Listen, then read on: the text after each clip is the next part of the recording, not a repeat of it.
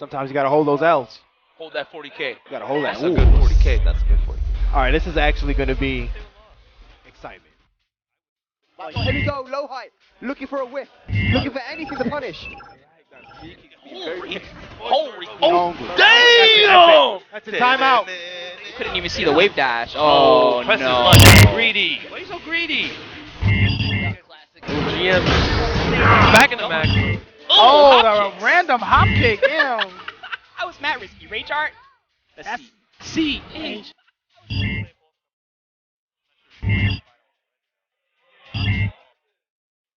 Well, that's respectable, because Narukami does have great aerial normals. Oh, but just like this, that's the thing about... Also, my favorite level 3. Hate that. No, you don't. Stop playing with me. Oh, there's mad outfits. Yo, TBFF want to see. You already know what time it is. All right, ladies and gentlemen, warriors and monsters, welcome back to another exciting episode of the No Frills Podcast, episode 19 and counting. I'm your host with the most IFC Yipes, and of course to the... Chris. Yeah. All right, hold on, give me 1 second, guys, I know what I'm gonna do. Okay.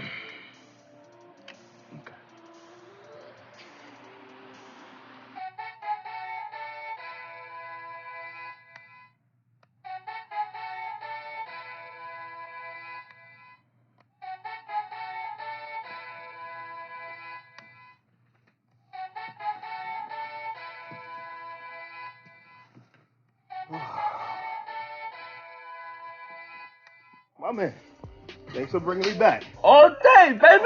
Shoot. All day, baby. I was gone. What's good, beloved? Oh, what's poppin', I baby? What's cracking? see Like you, we man. here, No Frills Podcast, number 19, right? Mm-hmm. Thanks for resurrecting me, man. Man, you already know. Okay. Wifey drained it out of me, you know what I mean? Mm-hmm. That happens. But, yeah, we are here, Road Dogs, Chris Major People's Commentator. You know my boy IFC Yipes. We are here. And our guest, Yipes, some of the guests. No, you gotta adjust. I just got this. Mm-hmm. I wasn't worthy enough before, but now I am. All right, here we go.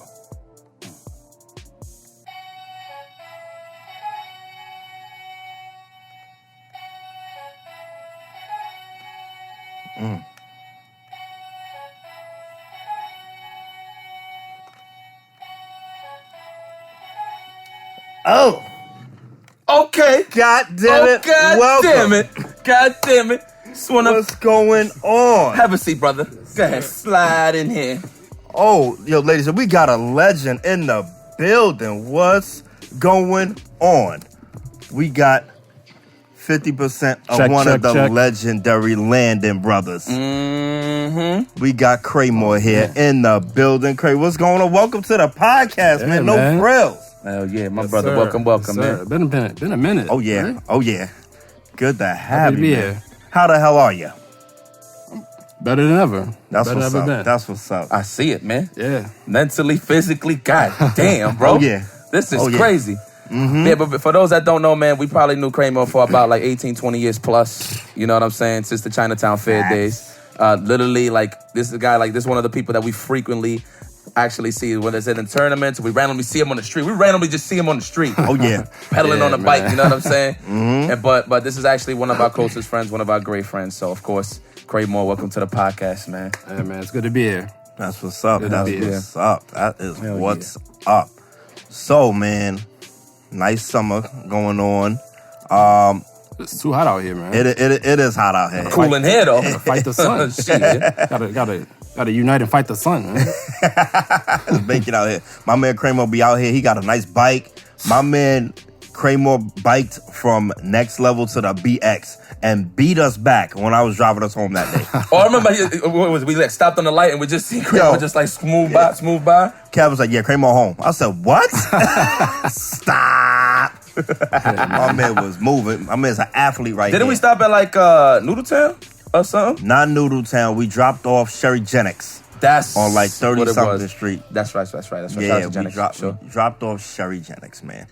But, you know, Kreymore, we always like to introduce the people to who you are. So tell them your name, tell them your handle. To get in the government? You guys already know. All right, My name is Chris Landon, aka Kreymore. Yeah. Just been in the game for a minute. You know? Yeah. We like to do something called humble beginnings. So give them your origins of fighting games because you go way back. Yeah, way back. I mean, like you're vintage. You're back there with like Triforce and everything. One of the OG. Norman. Yeah, oh yeah, OG Hall God era. damn. Yeah, go ahead. Yeah. So tell them how you got into fighting games. What was some of your first games? You know what I mean? In general, everything like All that. right. Well, man, where to begin? Fighting games, even before fighting games. Yeah, go before fighting games. Share the scrolls. NES. Share the scrolls. NES, man, 1989, 1990. NES, started with the NES, playing my cousin's NES, me and my brothers. Yeah, man, all the Mario games. Mario, Ninja Gaiden, Double Dragon. What was your favorite Mario? 3. My man. Yo, yeah, my man. 3 was godly. Yo, 3. tell me 3 didn't have the best commercial. Yeah, 3 was Oh the my 3's God. yeah. When all the people formed the freaking face. Mario. Yeah, man, retroactive. Throwback. But yeah, started with NES. Couldn't leave the house yet. Not quite yet. I was still like a toddler. Just locked in my cousin's room playing video games. Fast forwarded a little bit to I guess I was 91. Street Fighter 2 came out. 91. World Warrior. My cousin came home and locked herself in the room for like a week playing Street Fighter 2. And all me and my brothers did was had our ear to the door listening to the game. Oh, stop. For a whole week. We just listened to the sound effects. Round 1 fight. Round 1 fight. Oh, now he's a guy. All we heard was just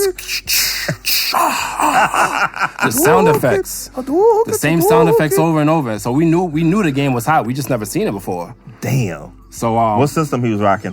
Super Nintendo that was one? SNES. SNES, yeah. Like a year in SNES. Oh gosh. That's So- with the triggers up here. We were still on NES. So like when our cousin got the SNES, so we just started playing NES. So like kind of like a hand-me-down kind of thing. So we were Okay. still stuck on NES. But yeah, we did that for a little while. We couldn't even play the game. It was just too much violence. we were still like 4 or 5 years old. So after a while, got a little older. Started going to school out by ourselves. Hopped the train. All of the little kid things you do when you're a kid. Absolutely. Yeah, yeah. And it was real cheap back in the day. We still hopping. Man, I remember that. when the tokens were $1.25. That's Yes. what when they didn't have the hole in them. When it just had the circle. Oh no, I don't remember that. Oh yeah. Before they put the official hole in the token, it was a hole with like a little gray circle, metal circle in there. Oh, actually, you know what? I do remember that. With the Yeah, old they school changed turnstile. that token twice. Yeah, They I know changed you it know about twice. that, Jeff. I know you know about that. Yeah. I know you know about the tokens. Tokens in Cali? Oh, Cali shots. Yeah, he definitely did say he wasn't gonna let it go. Oh, He definitely did say he wasn't gonna let it go. I like it. You saw the confusion. He said, They use tokens in Cali? that was good. Alameda County? Bah. Yeah, he remembers. Yeah, he does remember. That was episode Jesse Ocho, wasn't it? 17? I don't even remember. I don't even remember. Oh, I got something for that. I got something for that. Okay. So yeah, like we started just traveling. Like we had like a little school pass, started traveling, taking the trains and going around the neighborhood trying to find like the best arcades. And I mean, at that time it was just more than Street Fighter. It was like Fatal Fury, a lot of SNK games. Fatal Fury. Even aside from fighting games, just like games that were in the arcade that weren't on console. Because back then, there was ports. So like the games weren't arcade perfect. So like there were games on the console, but the arcade games were better because there was more memory. They could do more with arcades. Teenage Mutant Ninja Turtles 2, Turtles, yep. the Like arcade I had game. Turtles in time, but the arcade version was way better. Frey, the arcade, but Street Fighter's the same way. versus Street Frey. Fighter's the same way. So yeah, we always was fiending to play arcades. Like we didn't have a lot of money, but we used to do like a lot of things to get money. Nothing, yeah. Take that how you want to take it. I mean, look. I mean, I could give you some hidden gems. I give you some hidden gems. I mean, back in the day when people wasn't really looking, there was all hype and all that. I was the kid sneaking in my hand and taking a quarter. Oh, of course. 100%. 25 cents? 100%. 25 cents would get you a lot back then, though. Facts. Listen, when you trying to play games, you walking around to the old phone booths, you flicking the thing to see if there's coins in there. Absolutely. Oh my God. You sitting there jiggling it, so hopefully something returns back at you. You said phone booths, but a lot of the kids don't know what phone booths even are. I know.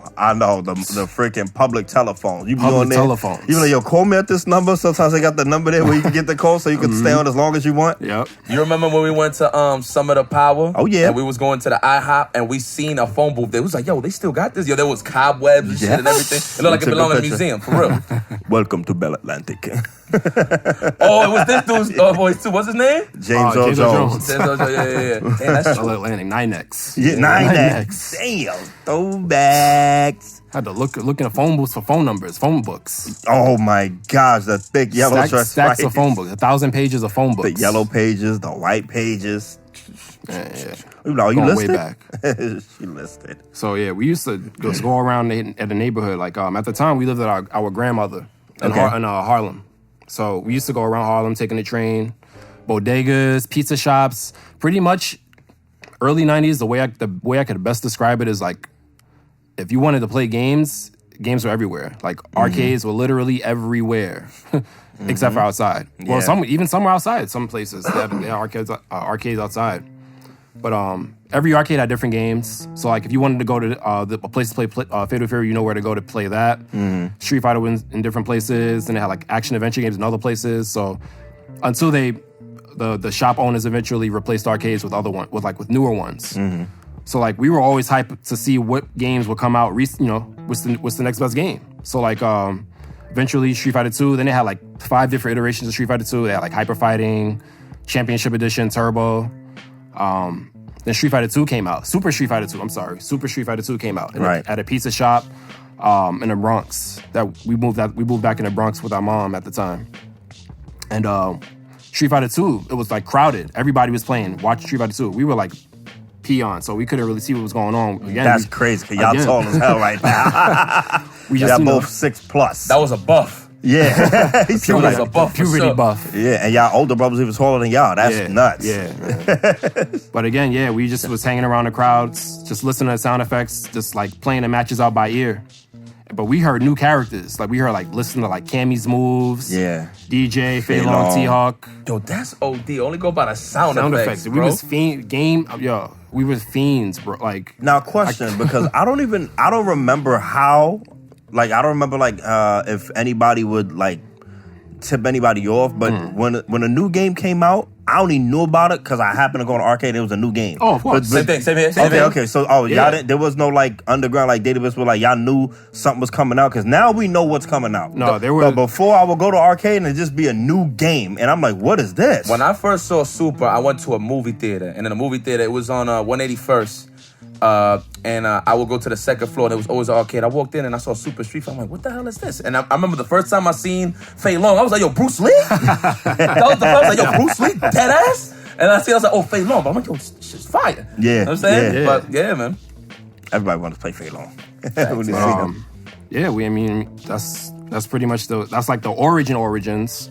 If you want to fast forward a little bit, even after that, I remember when Alpha came out. Alpha. So the way it worked back then was when the game came out, not everywhere had the same game. So like only maybe one place had it for a few months before every other place could get it.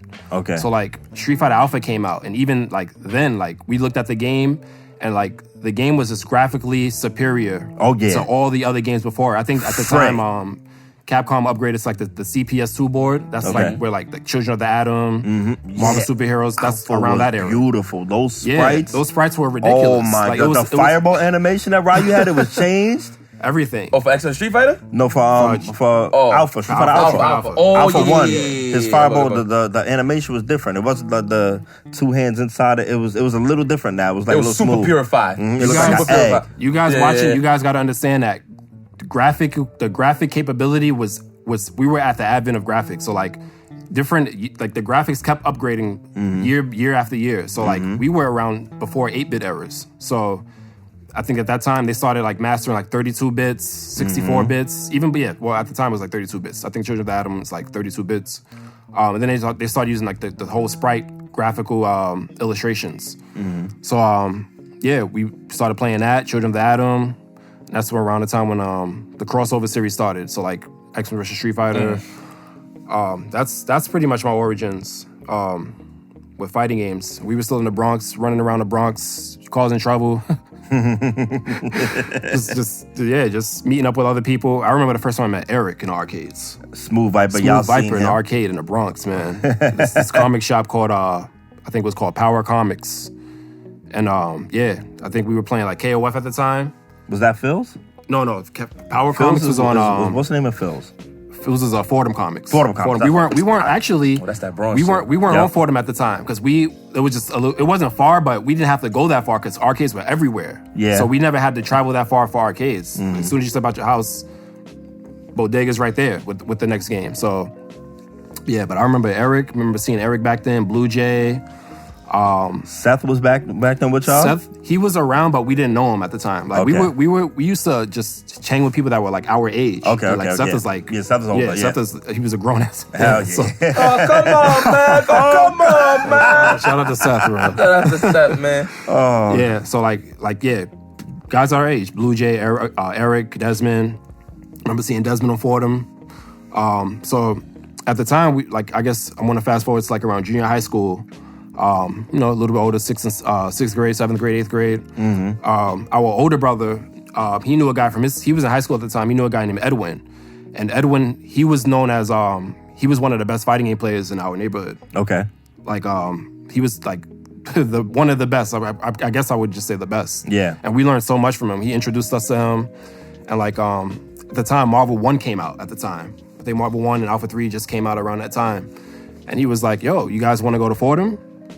And we've been to Fordham before, but we didn't know like the hot spots. He knew all the underground spots. We just used to hop from arcade to arcade.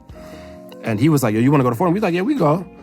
But he went to Fordham. He took us to a place called Neo Geo Crash on Fordham Road. Oh yeah. And this place, Neo Geo Crash on Fordham Road, was like so like different. It wasn't just an arcade. It was a comic shop. They used to sell imported DVDs, imported action figures straight from Japan. Yeah, exclusive stuff. From Japan, and like everything. They sold Dragon Ball Z movies too. Yeah, they sold tapes, Oh, VHS yeah. tapes, Dragon Ball Z tapes. This is like 98, like a few years after the Z ended, or right after Z ended. So like we watched Dragon Ball way before they started showing it on TV. Like we already finished the whole series. We watched like VHS tapes and whatnot. But we went to that place in Fordham, and like that was one of the hubs, the big hubs, Neo Geo Crash, where like everybody used to meet up. They had like 5 or 6 arcades in there, and we would go there after school. 3 or 4 o'clock. We went to school in Manhattan, so we would take the train up to Fordham. And just chill at Lamp, just chill out there. We still didn't have any money, but we used to just watch people walk in and play games just to see if we could learn something new. Yeah. And like we met like all different types of people. That's what we used to do. And eventually he took us to Fordham Comics. That's Philz and Fordham. And that was another place we didn't know about. Another underground place where people used to meet up and just go at it. Just money matches everything, the whole 9. But yeah, I would have to say back then it was a little hard. Like if you were a good player and you won a lot, people didn't really like you like that. Like you was like the enemy of mankind. You know? Absolutely. So when you spoke about Edwin, he was an enemy. Like, was he hated? He was hated. He was Okay. hated by like a lot of like the local guys. But a lot of people knew him, so like a lot of people didn't really mess with him. Okay. Like people knew who he was. Like if you heard his name, then you knew who he was. Yeah. So and he used to win streaks, 20, 30 win streaks. And we used to watch him play. And we try to learn as much as we can. And he taught us a lot about the game. Me and Kevin specifically. Like Right. he taught us a lot about the game. We learned so much from him. We were good in our own right, but like he took our games to a whole new level. He knew like he knew arcade secrets. So like in games, he knew how to get hidden characters. Before this is before the internet, guys. Like this is no Game Facts, no Sega's Ages, Electric Gaming Monthly. No, yeah, just magazine, just Game Pro, Nintendo Power, EGM. Going to the Blockbuster, going that Blockbuster book with all the Tips and codes. tricks. Yeah. This is before, yeah. This is during that era, man. Yo, did y'all used to do this? So I used to roll up in Blockbuster, right? They used to have the magazines. When I knew they had the tricks, I'm like, all right, let me see if they have it for this game specifically. I used to take a pen and pad in my pocket, and when I see the codes, I'm like, oh, okay. So like, I like had the magazine like right here, and I used to try to memorize it. Nah, hell no, I wasn't memorizing that. I was up, down, right, left, right, A, B, start, up, down, right, left, right, A, B, start, like Nah, that. hell no. I literally took. Did y'all did that? No. We did that. Me and my brother did that. But we actually used to memorize. We never used to write anything down. Yeah. We used to memorize that type. Yeah. Damn. But That's godlike. eventually- So with Edwin though. Now Kevin told me a little funny story. I want you to tell the people about when Edwin first played Sanford. Oh, okay. I think we were there. I think we were there. We were with him. We were with him when Sanford started coming around. Because Sanford, he lived in another neighborhood. But Fordham Road became that spot where everybody in the Bronx used to meet up. So like, it didn't matter where you were in the Bronx. If you were in Throgs Neck, Soundview, I think Sanford lived in Jackson Avenue at the time, South Bronx. So like, it didn't matter where you were. Eventually, everybody kind of just met up at Fordham Road. That's where all the popular fighting games were, and that's where the action was. So it was just one day. We all went up to Fordham Road. We met up with Edwin. We went up to Fordham Comics, and it was a typical day. Just Edwin getting this normal win streak, watching Edwin play. And then just one day, this dude in a blue fitted and a blue bubble goose came. No one knew who he was. He came. I think we were playing we were on an Alpha 3 machine at the time. And he just came through. He put in his quarter, and he beat Edwin. And he beat him like it was. It happened so fast. Like I don't think when it happened, when it first happened, we was just like whatever. Like we didn't know who it was. It could be you could be anybody. But no, Edwin played again, and there were lines back then, so you couldn't just play right away. You had to wait. So like there was other people play, and I think at the time Sanford probably had like a 6 or 7 win streak, and we were like, all right.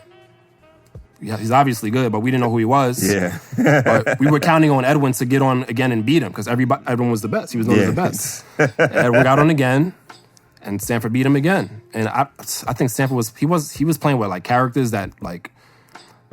So everybody played with Shotos back in the arcades because Shotos, everybody knew how to play with Ryu, Ken, and Akuma and those type of characters. But like Sanford used to play with characters that no one knew how to play with because unless you were gonna spend like $10 and quarters to learn a new character in arcade, you weren't gonna know how to play with them. $10 is crazy too. That's like 40 quarters. Yo. Yeah. I feel like dumbbells in your pockets. Unless you were willing to do that to learn a new character, you weren't going to learn a new character. And everybody had pride, so they just wanted to stay in arcade. So everybody just picked what was best, what they knew the best. So I think Sanford was playing with like, I can't even remember, maybe like maybe like Nash or something like that, Charlie. And he knew everything with Charlie. Like he knew things we never seen. So Edwin got on again. Edwin lost. Every time Edwin got on, he lost even worse than before. Oh, he was getting bodied. So then progressively bodied. Exactly. It was one of those. Answer me this: was the buttons getting hit very, very violently? Oh, Sanford. Yeah. Sanford. Yeah. Sanford. And those are the bodega buttons too. The concave buttons. They were cool. Sanford had arcade hands. Like Sanford played arcades for so long, he has arcade hands. Like his hands are concave. Like that's how much he played.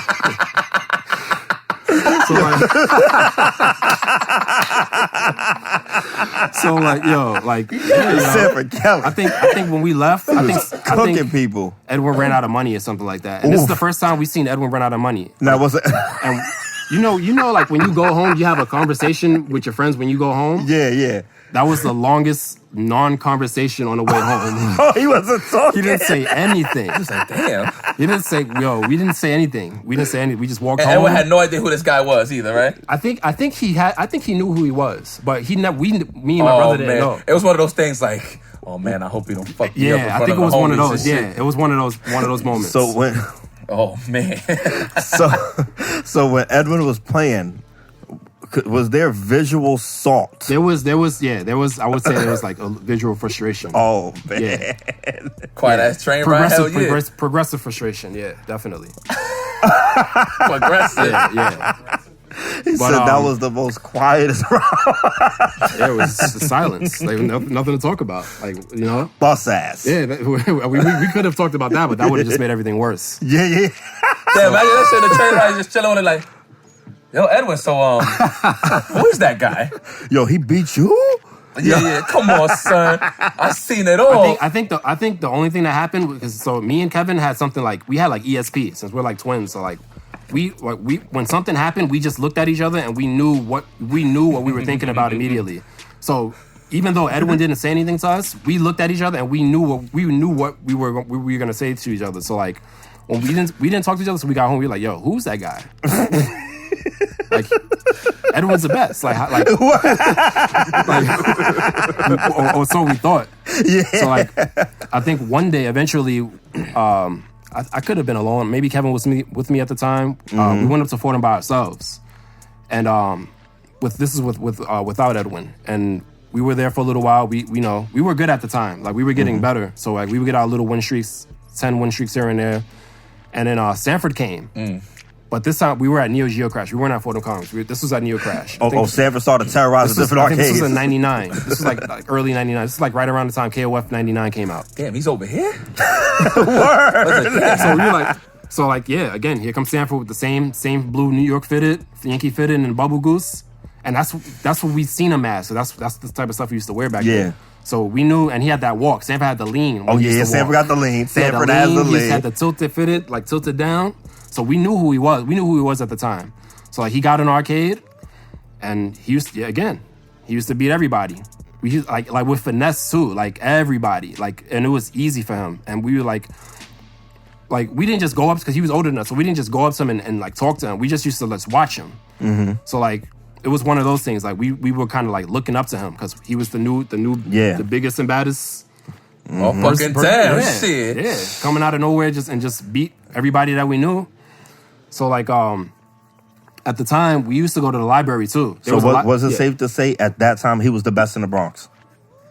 And he was the as far as going to Fordham Road, that area, like migrating to Fordham Road, he was definitely, I would say, he was the best. And this I'm gonna I'm gonna segue. I'm gonna make a little segue into that too. Do it. So like but this is an arcade. So like Sanford was one of like the arcade heads too. So like he was wherever he used to beat everybody.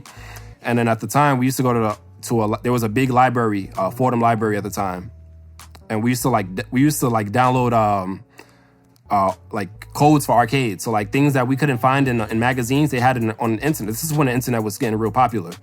So we used to go to the arcade, the library, download codes from the arcade, and used to go back to the arcade and try to input the codes. And we met a lot of people at the library too. People that introduced us to other people, and eventually we met up with somebody that introduced us to Triforce. Okay. And Triforce, he lived a little farther from the arcade. He took us to Triforce's place, and I want to say like Triforce, he had like the biggest collection of games that I've ever known, like console games. Yeah. Like he had a wall. Triforce had a list of games that he beat, and the list was like 1,000 games plus. Jeez. Of games that he played. And this is back in like Game Master. This was like in 99. So like imagine how many games he played in 99. Like how many games? Dreamcast wasn't even out yet. This was still like 64. Like 64 era. Jeez. So like I think the first time we went to this wasn't the first time, but like Triforce used to recruit people like into like a little like club, not like a club. I guess you want to call it a club if you want. But he had a thing called Videoland, and like he used to get people to go to his place, and like kind of it was like a real life RP kind of thing. We used to create characters like D&D, and we used to play games representing our characters to just like create stories, magic, like things people used to do back then. So like one day we went to Triforce's house, just like a random Saturday, and Sanford was there. Mm-hmm. Like he was just sitting, he was chilling in the cut on a Dreamcast pad, tapping, like, you know, just tapping buttons. But it wasn't just Sanford there. Like at the time, I think Jerron was there. Like people that we saw every now and then in arcade, but we never really like had a conversation with. But we used to see them. They were there. So eventually we put two and two together. We were like, all right, I guess this is like the spot. This is the spot where everybody used to go and meet up.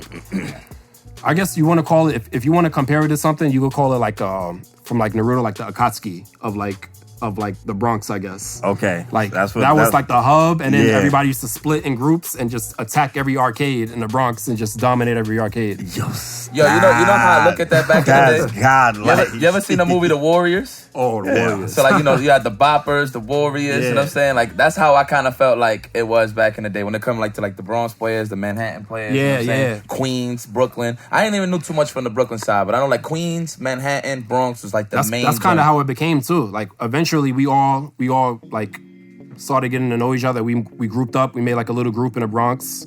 Nothing official, but we used to group up every time we saw each other, and we used to just go to arcades and just dominate the arcade.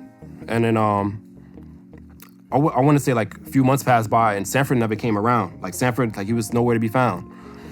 And Sanford, we were like, yo. One day he came back, and we were like, yo, where you been? He's like, yo, I've been to Chinatown. The Mecca. But Sanford got, but at the time, but between that 3-month gap, Sanford got like way better. He surpassed everybody. Like Jerron, and there were like a lot of other guys, like Steve. I want to get the governments up, but like Steve, I'll just say like Steve, Dev, a lot of other people, man. That people like I would consider like my OGs, people that I learned from as far as fighting games, growing up in that era. So like, yeah, Sanford, he was like a leagues above everybody. He went to like a hyperbolic time chamber and just came out and was on another level.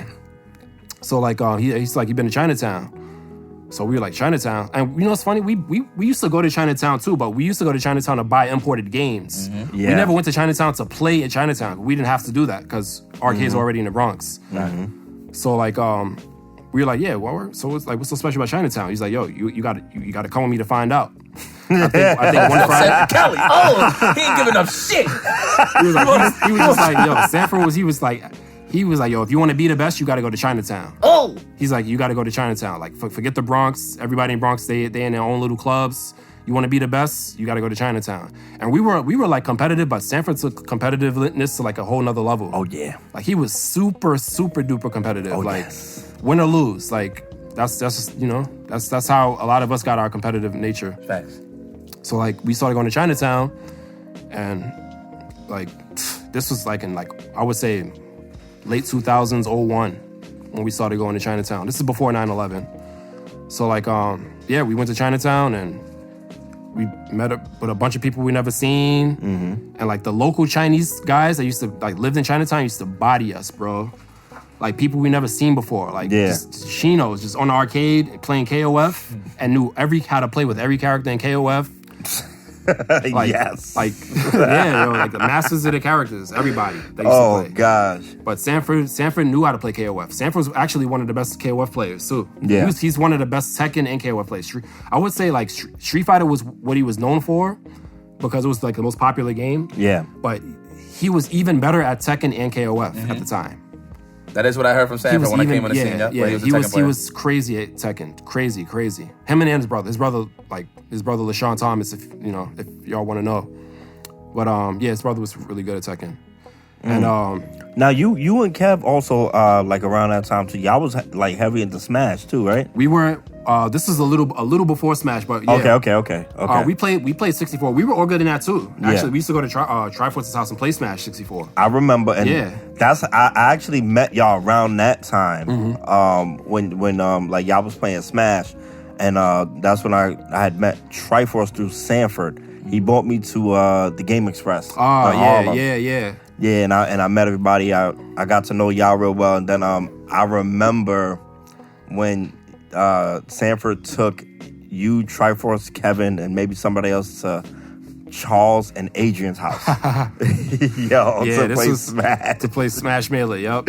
And we were really good at Smash, but when we went to their place, it was just like another meeting Stanford for the first time type of moment. Like we went to their place and they were on another level. They knew things about the game we never knew, and we would have never figured out if we never met them. Yeah. And then eventually, we met into some. My brother went to school with a player from, at the time, there was a crew called Deadly Alliance. They still exist today too. It was heavy. Shout out to heavy Wes. So shout out to Wes. Heavy in Smash at the time, and one of the guys, the members used to go to Kevin's high school, and then he took Kevin to Wes. And then Wes was on another level in Smash. She was the best in New York for a long time in Smash Melee. And they had their crew, and we eventually linked up with them. And that's one of the ways how we started EMP at the time. Like we had like the Smash crew, we had everybody good in like Capcom, SNK, fighting games. And we all just got together and we were just terrorizing New York at the time, Good times. Listen, that was around the time I remember I was playing you and Kevin some Melee before too back in the day. That was a pretty humbling experience because y'all was whooping my ass. Like for people that don't know, obviously, when you come from the hood, you think you the hottest shit in the block. Yeah. And then you bump into somebody that really knows how to play. And that was with me with Dominion and Kreymore for sure. So humbling beginning. That was definitely a flashback for me for sure. So tell the people about your name, your handle, Kreymore. Yeah, I always want to know that too. Actually, yeah, tell me. It's really no like I wouldn't say like there's no secret. Like I think it was just something I thought of on the fly. Like I was playing. I can't remember. I think I was playing like Advance Wars for Game Boy Advance. Oh, Advance Wars! I remember that. You got to create. Like a game. You start a new game and you create a character name. And I don't know. I just thought of Kreymore, like Sergeant Kreymore. Like the sergeant was the title for the game, and you had to put in a name. So I just thought of Kreymore. Okay. And you know what's crazy? It's funny that you bring that up, right? There's been moments where I'll be by myself, like probably like on a plane or I'm in my crib or whatever, and I just like heard some like tournament results or whatever, and I see your name, and I'm like, yo, where the hell did he get his name? And then I just start thinking of shit. Like I remember I first heard Dominion. I'm like, Dominion, was it like is he the king of all the minions or some shit? Like he just want them all to die? Like I'm just putting all types of shit together. When I remember your name, I was putting it together. Maybe he just Kreymore. He's craving more. Or something. That's a good. That is good. Try to put it together, yeah. I mean, you buffing them now. I'm saying you be craving more for them games. You know what I'm saying? Like stuff like that. So like it's just funny that you're mentioning the origins of the name because that's literally what I be doing. Like on my spare time. This is random for sure. Matrix obviously is the movie, but I'm like really wanting to know exactly. So that's pretty cool. Yeah, I mean, I want to say like that's the beginning. Like that's from like 1990 to like 01. It's like 11 years. That's like the beginning. Hell yeah. Super humble beginnings. Right. Super humble. No money. Just bumming in the street for quarters, laundromats. Just playing games. That's it. So let's talk about when your professional career started, as far as like like when you actually started competing in tournaments and traveling and stuff like that. All right. So I would say it's a little after that. My first major tournament was ECC 7. That was in That's before me. 01, maybe? That's before my time. 01, I think. I think my it was first 01. ECC was 8. My first major. ECC 7. Sanford actually, I think he told us about ECC. He was like, yo, I went to Jersey. I went to a tournament called ECC in Jersey. And, like, it's crazy, yo. Like, I played, like... the way I can't even describe it. Like he's just like, yo, it's a tournament. It's a big tournament. Everybody from everywhere is coming in, and like we saw his name on the results on I think it was SRK. At the time, they didn't have forums. They just had a front page. Yeah, like it was like a newsletter kind of thing. And they used to have every major tournament in that time. They had a list of tournament results, and we saw Sanford's name up there. Like I think he got like top 16 in like Marvel and ST and all the games that were popular at that time. And we would see Justin's name up there. We didn't know who he was at the time. No, actually, we knew Justin. We knew Justin because Sanford introduced us to Justin. Another story. He took Justin to the Bronx for the first time. to one of our friends' house, and we played Smash 64. That's the very first time we met Justin. Shout out to the Wazler. Yeah, shout out to Waz. But so what ECC 7? What game did you play and compete in? Or did you compete? I don't think I competed at ECC at that time. Okay, I just went to spectate pretty much. Okay. 'Cause, I mean, I'm having again, still no money, that kind of thing. Just Yeah. want to go and watch. Yeah, just want the experience. Just watching video games was just a big thing. Just Yeah. because man. you could look, like there was no other place to watch it. There was no VHS tapes you could watch it from at the time. Yeah, when I there first was no YouTube. You know, when I first got into Marvel, I was going to Chinatown every Friday, just watching them play. Yeah.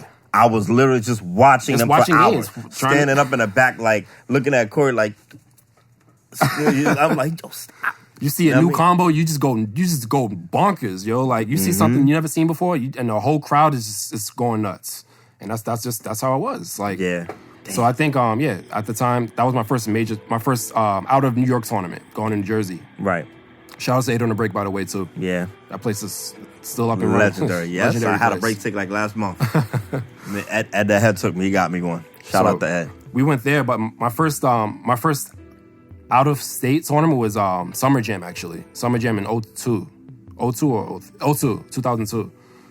Me and Sanford took us to Summer Jam. That's the first time I met Big E. And they were holding it at a place called University Pinball at the time. Mm-hmm. And that's where we met a lot of the local Philly guys, like, you know, Brahim, Brandon. Philly. Yeah, the whole Philly. Literally, the whole Philly was there. Rick all the Mears. Rick. Bison was there at the time. Josh Wong. Josh Wong. Yeah, Josh Wong. Legend. Everybody, man. Julian Robinson. Damien. The whole Philly crew. Philly, man. Shoot. We went there for the first time. I think that was the first time we competed. I think I competed in like ST. Okay. And I think Alpha 3 at the time. I was just, yeah. But that was my first out of state tournament experience where I competed. And then like we also had at the time we had a bunch of tournaments in New York too. Like we had like a bunch of Chinatown local tournaments, gotcha games in Queens. We had a few in the Bronx at the time. So those are my first like early tournament experience stages, I would have to say. Nice. And let's fast forward to Street Fighter 4 when that came out, because that's when you know what, and just to piggyback on that, that's literally the era when I really saw people like really come together and play the games together. Like that's when I really started training with you, because I remember we played Marvel 2 back in the day, like Smash. But like when we really took it together, like to the point where like, we was playing for days and like really like spending our like actual time just playing the games all day, like grinding. Like it's dope. Like so like this is the thing about Chinatown Fair. So like we all had our separate games, right? Like and I would visit you guys, quote unquote, right? So I would play Marvel 2, and let's say like the line is big on Marvel 2. I'm like, let me go see what's going on third strike, and I see Kreymore just smoking people and shit, right? Then I put my quarter in, you know what I'm saying? I'll play Kreymore, he'll smoke, he'll send me right back to the Marvel 2 machine. I will go visit the CVS 2 machine. That's why I sometimes saw Kev there. Then Jaron or whatever. It's like literally like it was their own. It was like everybody had their own islands. Yeah, and like shit. clusters of people that Chinatown Face hub around the game that they played the most. Yeah, which was fire. This was so cool about Chinatown Face. Sometimes I even go watch Puzzle Fighter just to see the Asians that just came out of their jobs in fully suits and shit. Yep. And sometimes I just see Justice smoking everybody. You know what I mean? But Street Fighter 4 came out. That's when everybody just left their islands. It's like, all right, this is where we at now. You know what I'm saying? We're going to sit right here. We're going to play our characters. Obviously, the first choice I picked was Ken because, you know, hood folks pick Ken. You know what I mean? So that's one of the characters. And then I remember the first character I seen you. I don't remember what was the first character to be exact, but I know it was Abel. Definitely. Because I know you're one of those cats that I always realize when we play like a fighting game, a new one, you always pick the fresh character. Yeah, that, like, nobody really, a new cat, brand new. Yeah, brand new character. Right. Like you definitely don't go to the norm always. Like, to be honest, I didn't even know it was your style at one point because like you always played somebody new. So I didn't know you was Rush Down. When I saw you play Abel, I was like, okay, he can rush down. You know what I'm saying? Then when I seen you, I remember you was playing. Who was you playing in Third Strike? I played. You played Ken. I know you played Ken or Buki. Yeah, Buki. Yeah. That's So like I never really knew your style. You know what I'm saying? So yeah, Street Fighter 4 came out, and it was just a beautiful thing because that's what really bring everybody together. And that's when I really saw like everybody be like competitive, like hungry. Because that's when we started being on camera more. You know what I'm saying? The game was becoming a little way more mainstream. That's when the GameStop thing was going on. Everybody was traveling to the GameStop to qualify. That's when esports was introduced into the FGC. That's like around that time. Like I would have to say, Street Fighter 4 was my first super competitive game. Like the game where I like put in the most time, like figuring out the most I could about the game. I used to sit in training mode for hours. But that, I mean, to be fair, if I could have done it in a game in the past, I would have. But Yeah, like that was the first game that was like, I would say console, like the ports to from the arcade to console were perfect. Like it wasn't a different game. So like whatever you learned in training mode, you could take to the arcade and do an arcade. But before it wasn't like that back then. Like there were a lot of differences in the games because of the ports. So like Street Fighter 4, yeah man, so much time. Play that game to death. We used to go first to deaths. I used to go to Yipes' house. And we used to play all night. You know, I used to go straight from work to Yipes' house from 3 p.m. to 3 a.m., 12 hours straight. That was OD. Man. OD. We did that for years. And then I remember when Super came out, you started using Guy, right? At one point? Yeah, Super came out, I started using Guy. That's one of my favorite characters, like, ever. Yeah. I remember when I first saw Guy in Final Fight? The first time was Final Fight 3. Okay. Well, Final Fight 1, really, but Final Fight 3 was like the best. I think that's the best Final Fight game, you know. I haven't if you played disagree, 3. then you know what you I can really do. haven't played 3. Wow. Yeah, 3 I want to do 3 it. was rare. I think it came out in like 95. It came out around the time where SNES was it was at the end of its like it was out the door, Yeah. So all right, so Final Fight Fight 3, who was the guy's name? He had the bandana, he had like electricity in his hand? Dean, yeah. Dean. I remember that game. That game. Guy, Lucia, Hagar, and Dean. Yeah. Wow, Lucia was kind of like Chun-Li. She had like lightning leg type moves. Y'all wanna She's a play? police cop. Yeah, that game's Wasn't fire. one of the songs? Stage 1.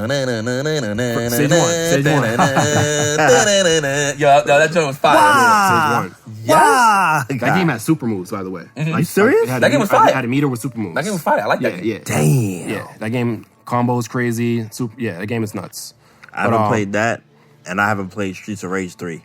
Oh, Streets of Rage 3 is good. Yeah, I remember Final Fight 3. That was when I introduced. I don't know if it was in 2 or 1, but I remember the hidden rooms. You like break a wall, and then you go in there to get like the bonus. That's 3. Yeah, it was Final 3. Fight 3. Yeah. Yeah. That game's crazy. I got to get on that. But Guy's one of my favorite characters.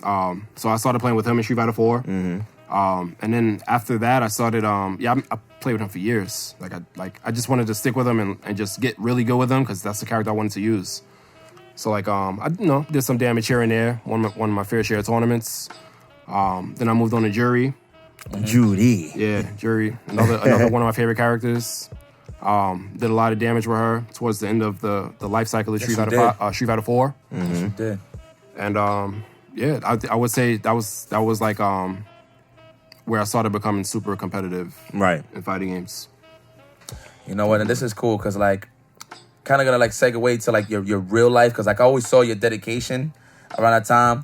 Like playing the game, like even when you took a loss, like you definitely just went back in the lab and played. You know what I'm saying? For anybody that's hungry, but I remember seeing it from you specifically. Like you will go back in the lab and like you will fix your problems. You know what I'm saying? Now, to fast forward to what I'm trying to segue is, bro, you take care of yourself, man. Oh, thank you, man. Like, bro, like, listen, I seen you when you was at the beginning. Like, obviously, okay, so like.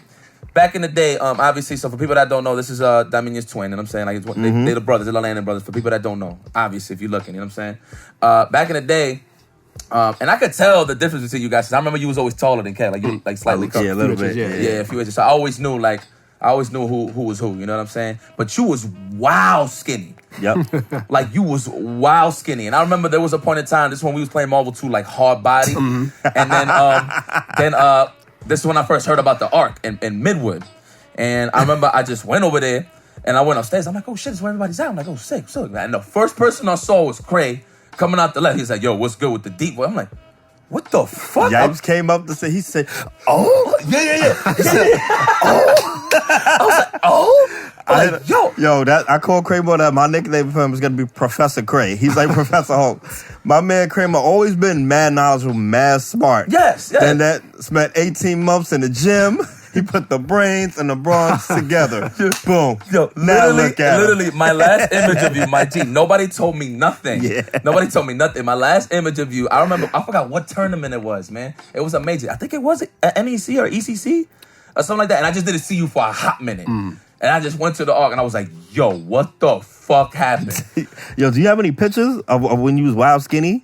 It'd be cool. We put up a nice before and after. Probably find them. We'll find some. We'll try to find some. Actually, like no disrespect, but the literal before and after, just put them next to Kevin. You know what I mean? Yo, this shit was crazy. I'm like, yo, what the hell happened here? I thought you was training for something at first. Like, you was being a wrestler or some shit. I was like, yo, what you doing? My man Craig came with the broad shoulders, crazy trap, 6-pack ass. Yeah, he said, Oh, Yo, it was literally like that. And I'm like, yo, something's got to give, right? Yo, I go in the room. This is when you took me to your room for the first, and I saw the bench and shit. Oh yeah. I see the game because obviously, look, dog, that's dedication because I'm into the fitness thing now. You know what I mean? Like I'm trying to get to that level where I could sculpt myself, you know what I'm saying, and how I could get to that point. And then the difference with your case is obviously I'm losing the weight and I'm cutting up, but you're gaining the weight. You know what I'm saying? So I seen the dedication, I seen the micromanaging of your food and everything. I'm like, yo, this is crazy. This was actually like my first experience actually seeing somebody gain weight. You know what I'm saying? And then sculpt it. I mean, by the time I saw you, you was a monster. So I didn't really see the progression, but I saw how you kept it. You know what I mean? Which was dope. Now, obviously, there's this stigma when it comes to the FGC, well, just in gaming in general, where like people are out of shape. You know what I'm saying? And literally they're just using their time to just play the game. Maybe they had the job, you know what I mean? They just go to the job, they handle their business, and they just go straight to gaming, but not really taking themselves, take care of themselves. You know what I'm saying? Taking themselves serious. But if I would have to like, okay, so let's talk about weight loss first. Okay. Let's talk about weight loss first. What is the key components to actually keep the weight off? And more so, exactly to lose the weight. Like obviously, like all right. So for example, like a gaming diet, like a gamer's diet plan or something like that. But like hit me with the basics. I'm still learning. You know what I'm saying? All right. It really comes down to this calories in versus calories out. Like what you take in versus how much you burn per day or per your goal. Whatever kind of goal you're reaching. So like you usually go by the day. Say like the average caloric intake is like what they say, like 2,000 calories. You want to eat that like around that area. You want to like have that like set that as like the benchmark. And that doesn't even matter like what you eat as long as it matters what you eat. It does matter. Okay. It matters what you eat. Like also it depends. It depends on like your current metabolism because like that too. You and Kevin have incredibly fast metabolism. We've always had fast metabolism. Yeah, so y'all could probably have to eat like about 3,000, 3,500 to be regular. Yeah. As opposed to someone else. So another person whose metabolism is a bit slower, then they have to eat less to shred fat. Right. You have to start with you got to see what your base point is. So like if you know like you're maintaining, just keep in mind like if I'm eating X amount a day. So if you know like to maintain you're on about 22. You know what I mean? Then like, okay, then that's when you tweak it from there. But your case is not going to be necessarily the same as his. Yep. You know what I mean? Because for him to maintain his muscle, he has to get those calories. Yeah, bro, it's funny because I actually learned a lot from you too. Like when I first started, I would say like this was like 07, 06. Yep, that's when I first started like taking like training serious, like physical training seriously. And I learned a lot from like guys like Chris and some other guys too. Like Red, Bloody Bison. Yep, shout out to Red. He was heavy and fitness at the time. But like that's pretty much the basics. Like you gotta like the thing you don't want to do is you don't want to eat a lot. Like and like when I say eat a lot, you can kind of tell when you eat a lot. Like when you gorge yourself, like you don't want to eat like that at all. Absolutely. You never want to do that. Like, absolutely. Oh, I would know. If you do that and you're trying to get, like, you're just defeating the purpose. Mm-hmm. So you want to have like a set of calories that you want to consume per day, and just have that. Just do that for like 2 weeks, and then test your results after 2 weeks. See if you like gained a little body fat maybe. If your weight, because if your weight could be the same, but you could lose muscle and gain body fat, and your weight will be the same, and you won't think anything of it. Yep, exactly. You just look at the numbers and be like, oh, I'm the same, so I'm just nothing changed. 100%. But that's not the case at all. Like it's all like body mass index, like body fat, muscle, percentage of muscle that you have, or that whatever your goals are. So like you wanna gauge your progress, like I would say every week. Do the same thing every day for a week straight, and in a week, see your progress. Compare your progress to the previous week. And then you can just take it from there. You can make little incremental changes from there. That's when you like, tweak hey, maybe I shouldn't eat that extra set of cup of rice. Maybe I want to replace that with like 4 ounces of chicken or something like that, or whatever other protein source you want to have, and just do that. Then do that for a week, and then check your progress. Gaining weight and losing weight, I would say it's harder to gain, because like I remember when I first started, there were times where like I couldn't even eat a lot. Like I had to force myself to eat. So like if you're eating clean, Yeah, because the good food is gonna actually satiate you because it has nutrients and vitamins in it. Exactly. And so it is annoying to try to get those extra calories when you're on like trying to build up muscle and everything like that. Yeah. So like that was really hard for me at first, but eventually I got used to it. You know, I didn't just gorge myself for a day. Like every day I would like add like maybe like another 100 extra calories and just do that for like a week, and then you know. When I got to an extra 1,000 calories per day, then I was already good. I could maintain that, right, and make progress. But I think for me it took me about I would say like a year for me to get to where I was before I started to when I was at a decent space where I could maintain and not have any like what people would call like dysmorphia, like when they look in the mirror and they don't like what they see, that type of thing. Yeah. Like I think it took me like a year to get to where I could look in the mirror and be like, I could work with this. So I'm glad that you brought that up. Yeah. So I want to ask you a question based on that. So what from that point that you started, what was your whole motivation behind it? Like what made you want to start working out and getting in shape? Yeah. At the time, it's funny. Like at the time, I think it was. I would say like so I was a big World of Warcraft head too. Okay. Like in 2000, between like when it released in 04 to 06, like I used to sit at home and play Warcraft all day. Like this is like around the time where I graduated high school. I was done with high school and I had like my little day job. And like sometimes I would skip my day job to just play WoW, just sit at home and play WoW. I remember we was on your WoW song. Yeah, that was heavy. Like. If you know, you know. Like you was talking with James a lot too. With the WoW.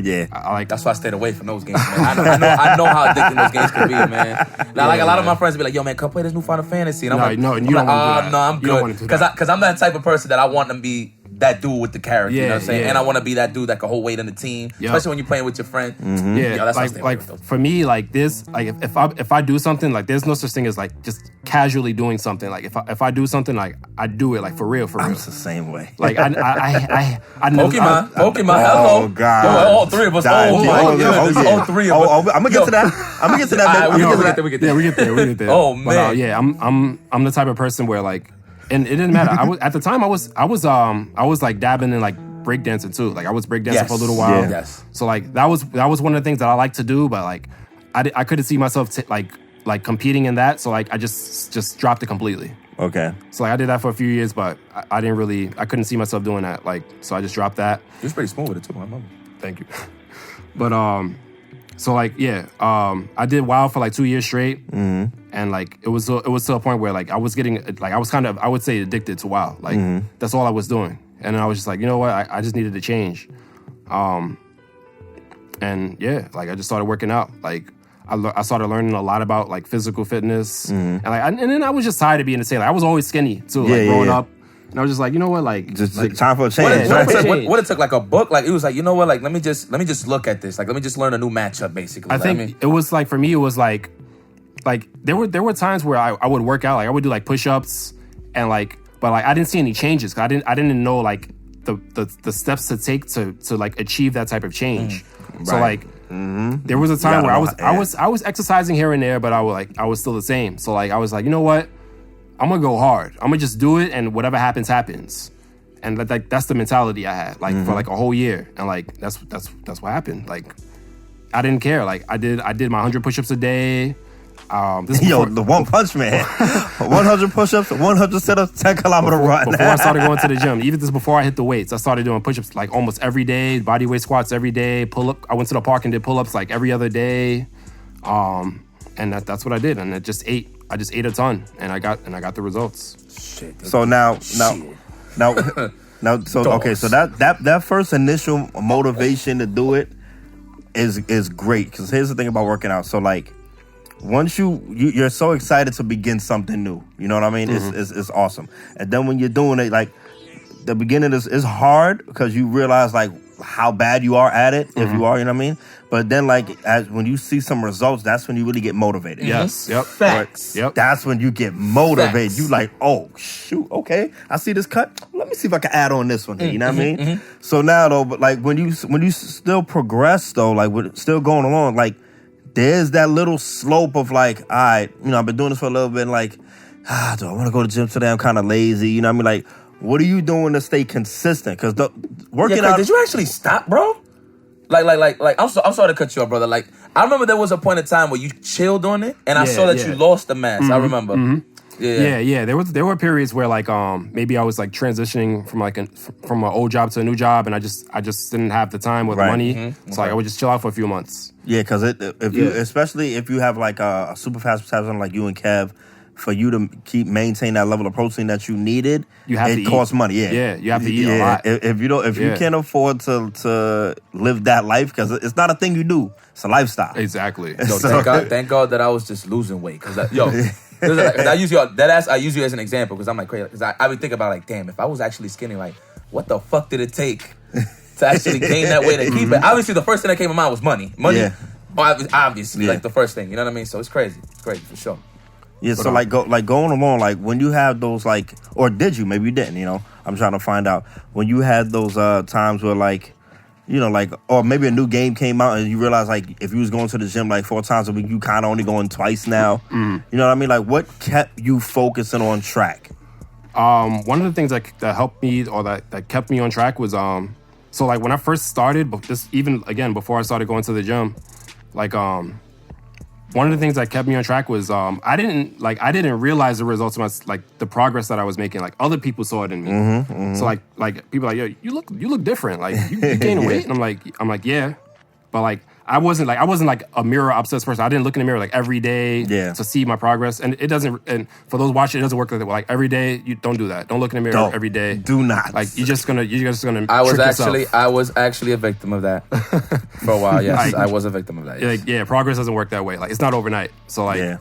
Like you won't be able to unless you can look in the mirror for 24 hours every day and see yourself change, which no one ever does. You won't see any progress. Right. But like again, one of the ways that kept me things that kept me motivated was people seeing the progress that I made.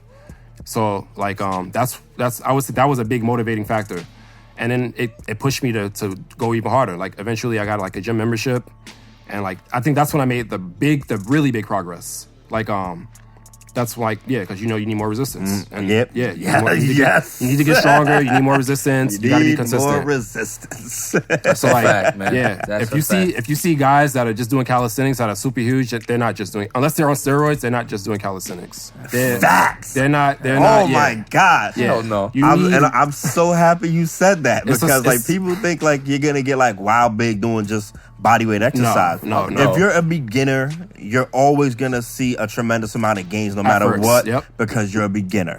But once you're seasoned, it's gonna be so hard to grow doing just regular bodyweight calisthenics unless you're finding a way to add resistance to it. Absolutely. So if you're doing dips where you got like weights strapped around you, you know what I mean? Like that's a form of weightlifting.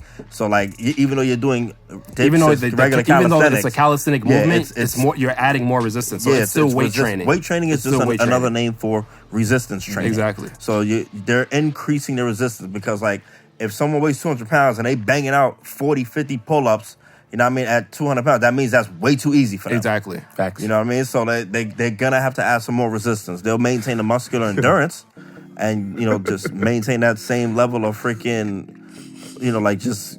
Yeah, just like functionality. Like functional exactly. Yeah. But I'm sorry that I'm giggling over here. Improvement. So this is why it's a funny example. So obviously I'm in the journey of still losing weight, right? So like when I started going to the gym, obviously I was going by myself at first. Then I would go with my homies, specifically my man Harvey. Shout out to Harvey. But then I remember I went to the gym with Chris Makes the first time, and boy, that was an experience. Because me, obviously, I'm not educated really on the weight side, on the science of it. Like I just knew more so of losing the weight and what else to do. Pretty much all I did was just shut my yap and not eat the bullshit I was eating before. That's basically it, right? That's just the beginner level. But that's an important. It's a very simple thing. It is. It's a simple concept.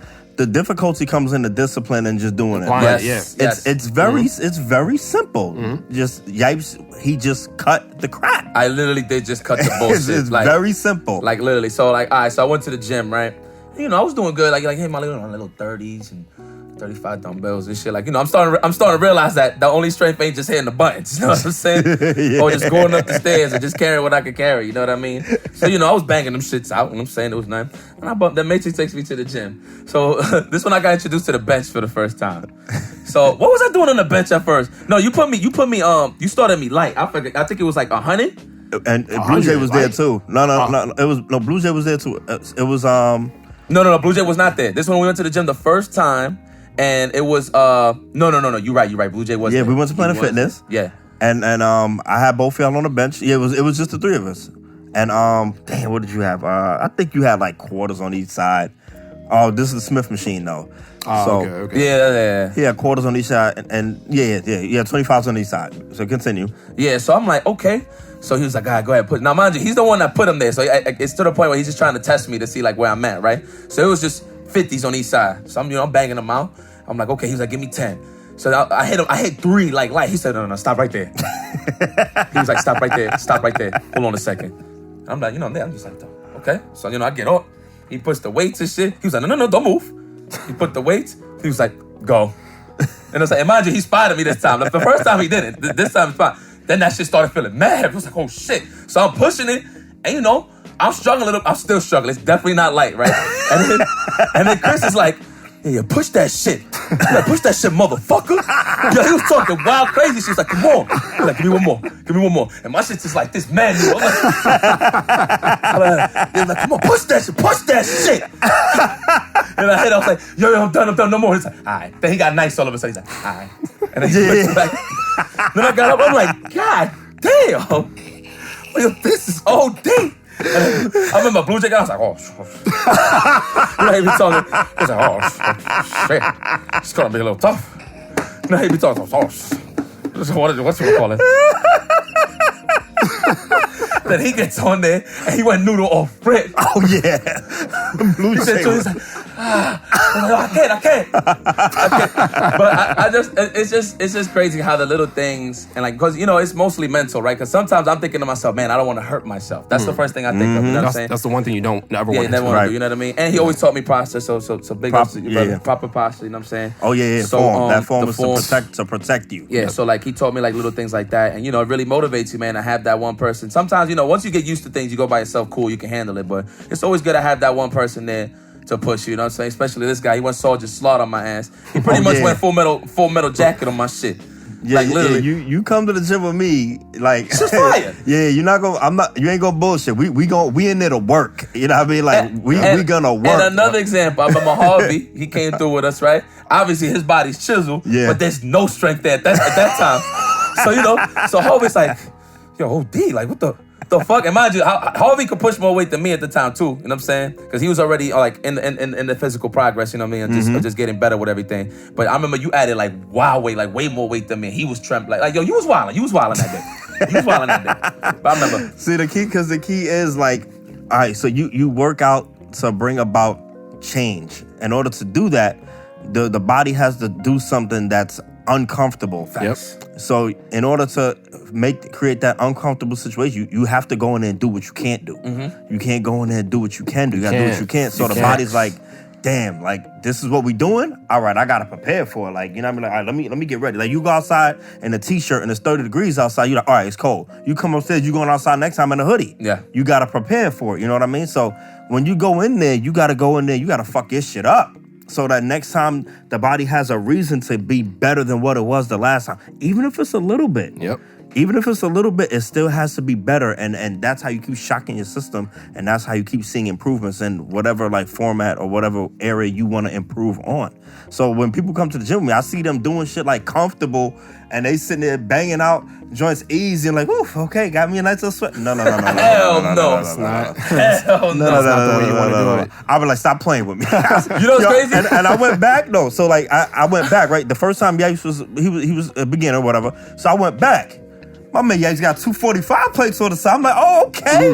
So my man is eating them shits. I said, yo, what the fuck is you doing? I said, hold on. Why are you banging them shit? Stop playing with me. Take that shit off. I added some more weight on there. I'm like, all right, bang this shit out now. Come on, what are you doing?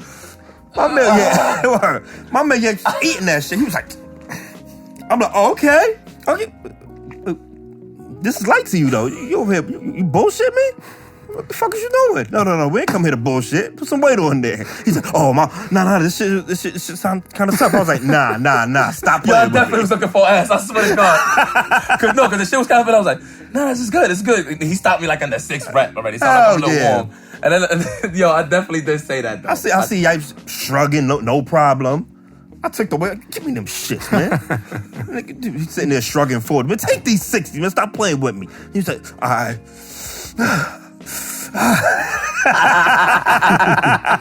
That's the progress, though. My favorite thing is like when people on their last work, because this is the beauty about being able to work out with somebody as opposed to by yourself. I don't recommend this by yourself because it's not safe. But when you have somebody there, like when you can spot them like with 2 more reps that they can't do, oh my God. That's the real progress. The faces. You be like on the last, you be like, no, my shit be like this. I'm like, what is that? I'm like, come on, push. What is that? Push. They're like, no more. Come on, one more. Yo, my face look like a freaking volcano about to. and you feel like inside you feel the vibrations and everything. Then after you rack it, that's a struggle. And then you know you accomplish your goal when you rack on that last rep. You gotta go. Like you know how sometimes like you bust a set or you get up immediately. Mm-hmm. No, after a set with me. That weight goes back and you gotta go. You gotta like recollect yourself. Yeah. You gotta come back to reality for a minute. All right, so I'm gonna segue into this. So my lowest weight to date, I reached 233. I remember when I was at Blue Jays, I was like, yo, Chris. Nice. Remember that? I was like, yo, Yeah. Chris. So obviously my goal is to get to 200, 190, right? My lowest was 233. Then the holidays came, yo, bro. And I remember you warned me about this. He was like, yo, bro, watch what you eat because you're going to shoot right the fuck up. Yo, I went from 233 right back to 260. Easy. Now, mind you, I was 340. That was the heaviest I've been. I was 340. Then I went down all the way to 233. Then when the holidays came in, I shot right the fuck up. I went to Thanksgiving, Christmas, my family, y'all went off. That's that slingshot. So then I got back in the gym. Now I'm back to 238. That's where I'm at now. You know what I'm saying? So, and then this is to touch up on what you were saying about the muscle gain. So I remember I was consistently in the gym, but I still weighed more. And I remember, I don't know if it was you or Harvey that told me, it's like, yo, bro, I think it's because you gained muscle. Yeah. The reason why you got that weight. Because I was mind fucked. I'm like, damn, did I plateau that hard? Like, what the fuck happened? You know what I'm saying? So obviously I'm still in that stretch to lose the weight, right? Yeah, because remember, muscle does weigh more than fat. I didn't know that. You just see, I just got put on something. Muscle weighs more than fat. I actually didn't know that. Yeah, so continue. So thank you. So anyway, so like moving forward, so okay, I wanted to ask you. So obviously one of the main things I'm trying to lose is the fat, mainly in my legs and my stomach. Can you give me a optimal way to just lose the weight? It could be beginner or it could be optimal. Obviously, I'll optimize my shit from the game into, you know what I'm saying? Like give me a step. Maybe, obviously everybody else could take obviously a pen and pad for this as well. So. I would say find something you like to do, like a cardio exercise that you like to do, and just go hard with the cardio. So one thing you can't spot reduce fat. So like if you have I was just saying what do you mean by that? So like you say you have body, you want to reduce the body fat in your from legs. From my legs and my belly, yes. So like you can't choose where you want to lose fat. Okay. Yeah. Okay. So you have to your body, it just adjusts. Yeah, everybody's body is different. Yeah. So like whatever you like to do, if you like to run, if you like to play basketball, like you're a baller, so play ball, like play basketball, and then just manage your how many calories you lose during that session, and then just take it from there. Maybe you want to play like 30 minutes of basketball, you want to shoot around for 30 minutes, see how many calories you lose in that 30 minutes, and then you might want to like stop by the gym real quick and then bust out on the treadmill for like 30 more minutes or something like that. Because see, this is what I was. Do it like that. This was I was doing. I will always do my workouts first. I will stretch. I do my stretches. You know what I mean? To push up, something just to warm me up, and then I will end the workout with 30 to 45 minutes on. I don't know what's the name of that machine. Because obviously, I have bad knees, so I don't do the treadmill at all. I did it at first, but like I started like feeling like the little pressure, the pressure points and the pain. So I was like, I did the machine. It's like the elliptical, but it don't got the arms. Okay. So it's okay. Oh, yeah, I know what machine. Yeah. So that's the one I use, right? So I stayed 30 to 45 minutes there, and then I would go straight to the basketball court and do like 30 minutes. And obviously, sometimes I did extra credit. I would stay there for an hour just shooting around. Yeah. One thing I want to say is I wouldn't recommend running on hard surfaces. You're not supposed to run on hard surfaces at all. Yeah, I don't. So like be careful of like treadmills. Like some treadmills don't have the shock resistance. Like you could kill your knees really bad. Like you could put your knees in an early grave with that. So like if you want to run on like a track, find a track to run on. Indoor, outdoor doesn't matter, and just use that. Like running on concrete, it's a disaster. I would also recommend, and because I recently started riding a bike with you, get a bike, cycling, and just wherever you going. Man. You know what I mean? If you know like you going like even like coming here like local, ride your bike, lock it up. Trust me, ride your bike. You get used to that. The first couple times you get that burn, and but after that. It's good money. So if you could invest in a bike, and you can get a nice cheap bike, a serviceable bike, you know what I mean? You know what though? Shout outs to Random James. I actually see my man getting a little leaner from being on the bike game. Yep. I seen the pictures. I'm like, okay, I see you, James. All right. Oh yeah. Yeah, cycling. That's like my favorite. Like I hate using the word cardio, but like that's the way I like to maintain regulate my body. Like cycling's like. Yeah, and obviously in terms of the food, because this is what I did. Obviously, I was on the keto. Like, yo, dog, I ain't have a plátano bread rice for like a year and a half, dog. Like Chris could tell you, bro. All I ate was fucking eggs, meat, bacon, salad. That's literally all and I dropped off my favorite juices. Oh my God, Snapple apples, freaking the Arizonas. Yeah, you know the gamer essentials. The gamers that y'all had to dead them joints, bro. Especially the juice, like the like soda, like drinking calories, like your body drinking calories. Yeah, that's the worst. The worst thing you could do. Like food, all right, food. You know, you could get away with food every now and then, but like soda and juice, it's loaded with sugar. Like you'll never. If you remove all the food and still drink soda, your progress making will be so minimal. Like you actually you'll be so disappointed in the progress you make because it just has so many calories, so much sugar in it. Oh my God, listen, man. And mind you, I go out, right? So I go out, literally one of the things that I was drinking a lot was beer, dog. Beer. Oh, beer, yeah. Beer was like my shit because I love Guinness. I had to dead that. Like it was one of my favorite drinks. It's like a different version of Maltas. Remember Maltas, the Rubi? Malta. Oh, I hate Malta. It's an acquired taste, but it's fine. It's fine. There's certain brands though that I wouldn't drink.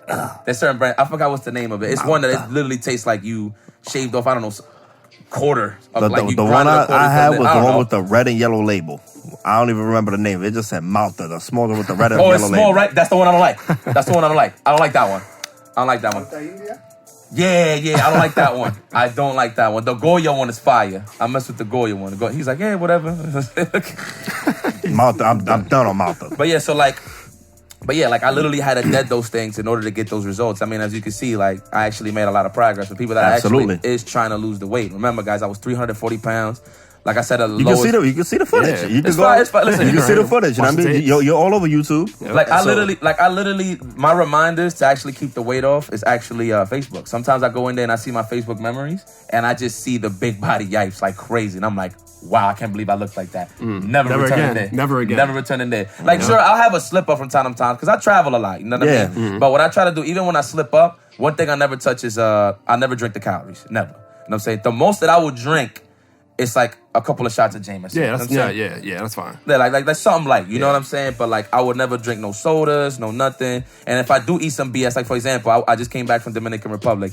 I could not say no to Maduro. I couldn't say no, bro. I love Maduro. I couldn't say no. But what I did was I made sure that I didn't eat it in like a crazy amount. Of it, yeah. I just made sure I was like, all right, when I eat this, am I satisfied? I'm done. And then sometimes I had to get rid of the plate and I'd be like, yo, man, just take it away from me now. Because I don't want to, you know what I'm saying? But definitely it's that will to win, man. And I feel like the reason why I lost the weight so consistently is because I'm a competitor as well. So I took it as if I stop, if I stop, I'm losing. Exactly. You know that's the good way to look at it. That's a good perspective to have. One thing you want to another key advice that you want to take into consideration is as far as eating is you always want to eat to satiation. You don't want to eat and then feel like you're starving yourself. You're not, you don't want to do that. That's not even good mentally for you. You always want to eat and feel good when you eat.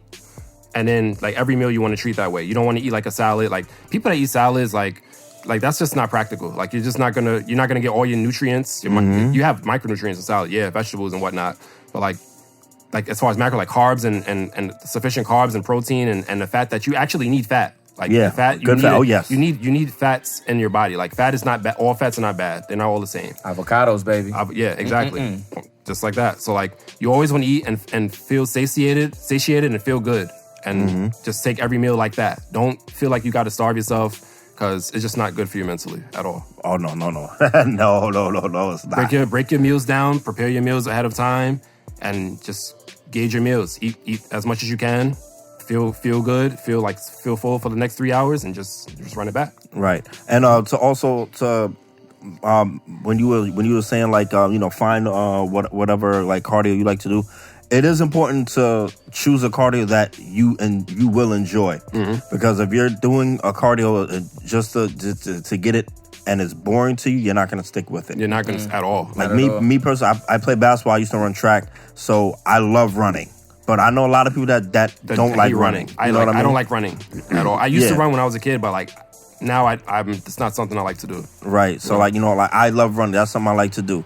I like riding a bike outside. It's extremely fun. It's like relaxed. It's therapeutic. You know what I mean? Like you just gliding through and just the wind in your face. Like so, it's a whole nother feeling. So find like whatever you like to do. Like some people like swimming. I like to swim, but I never swam for cardio. I just swam for fun. Yep. But like like if you want to swim through the elliptical, whatever you're doing, make sure that cardio is relatively fun.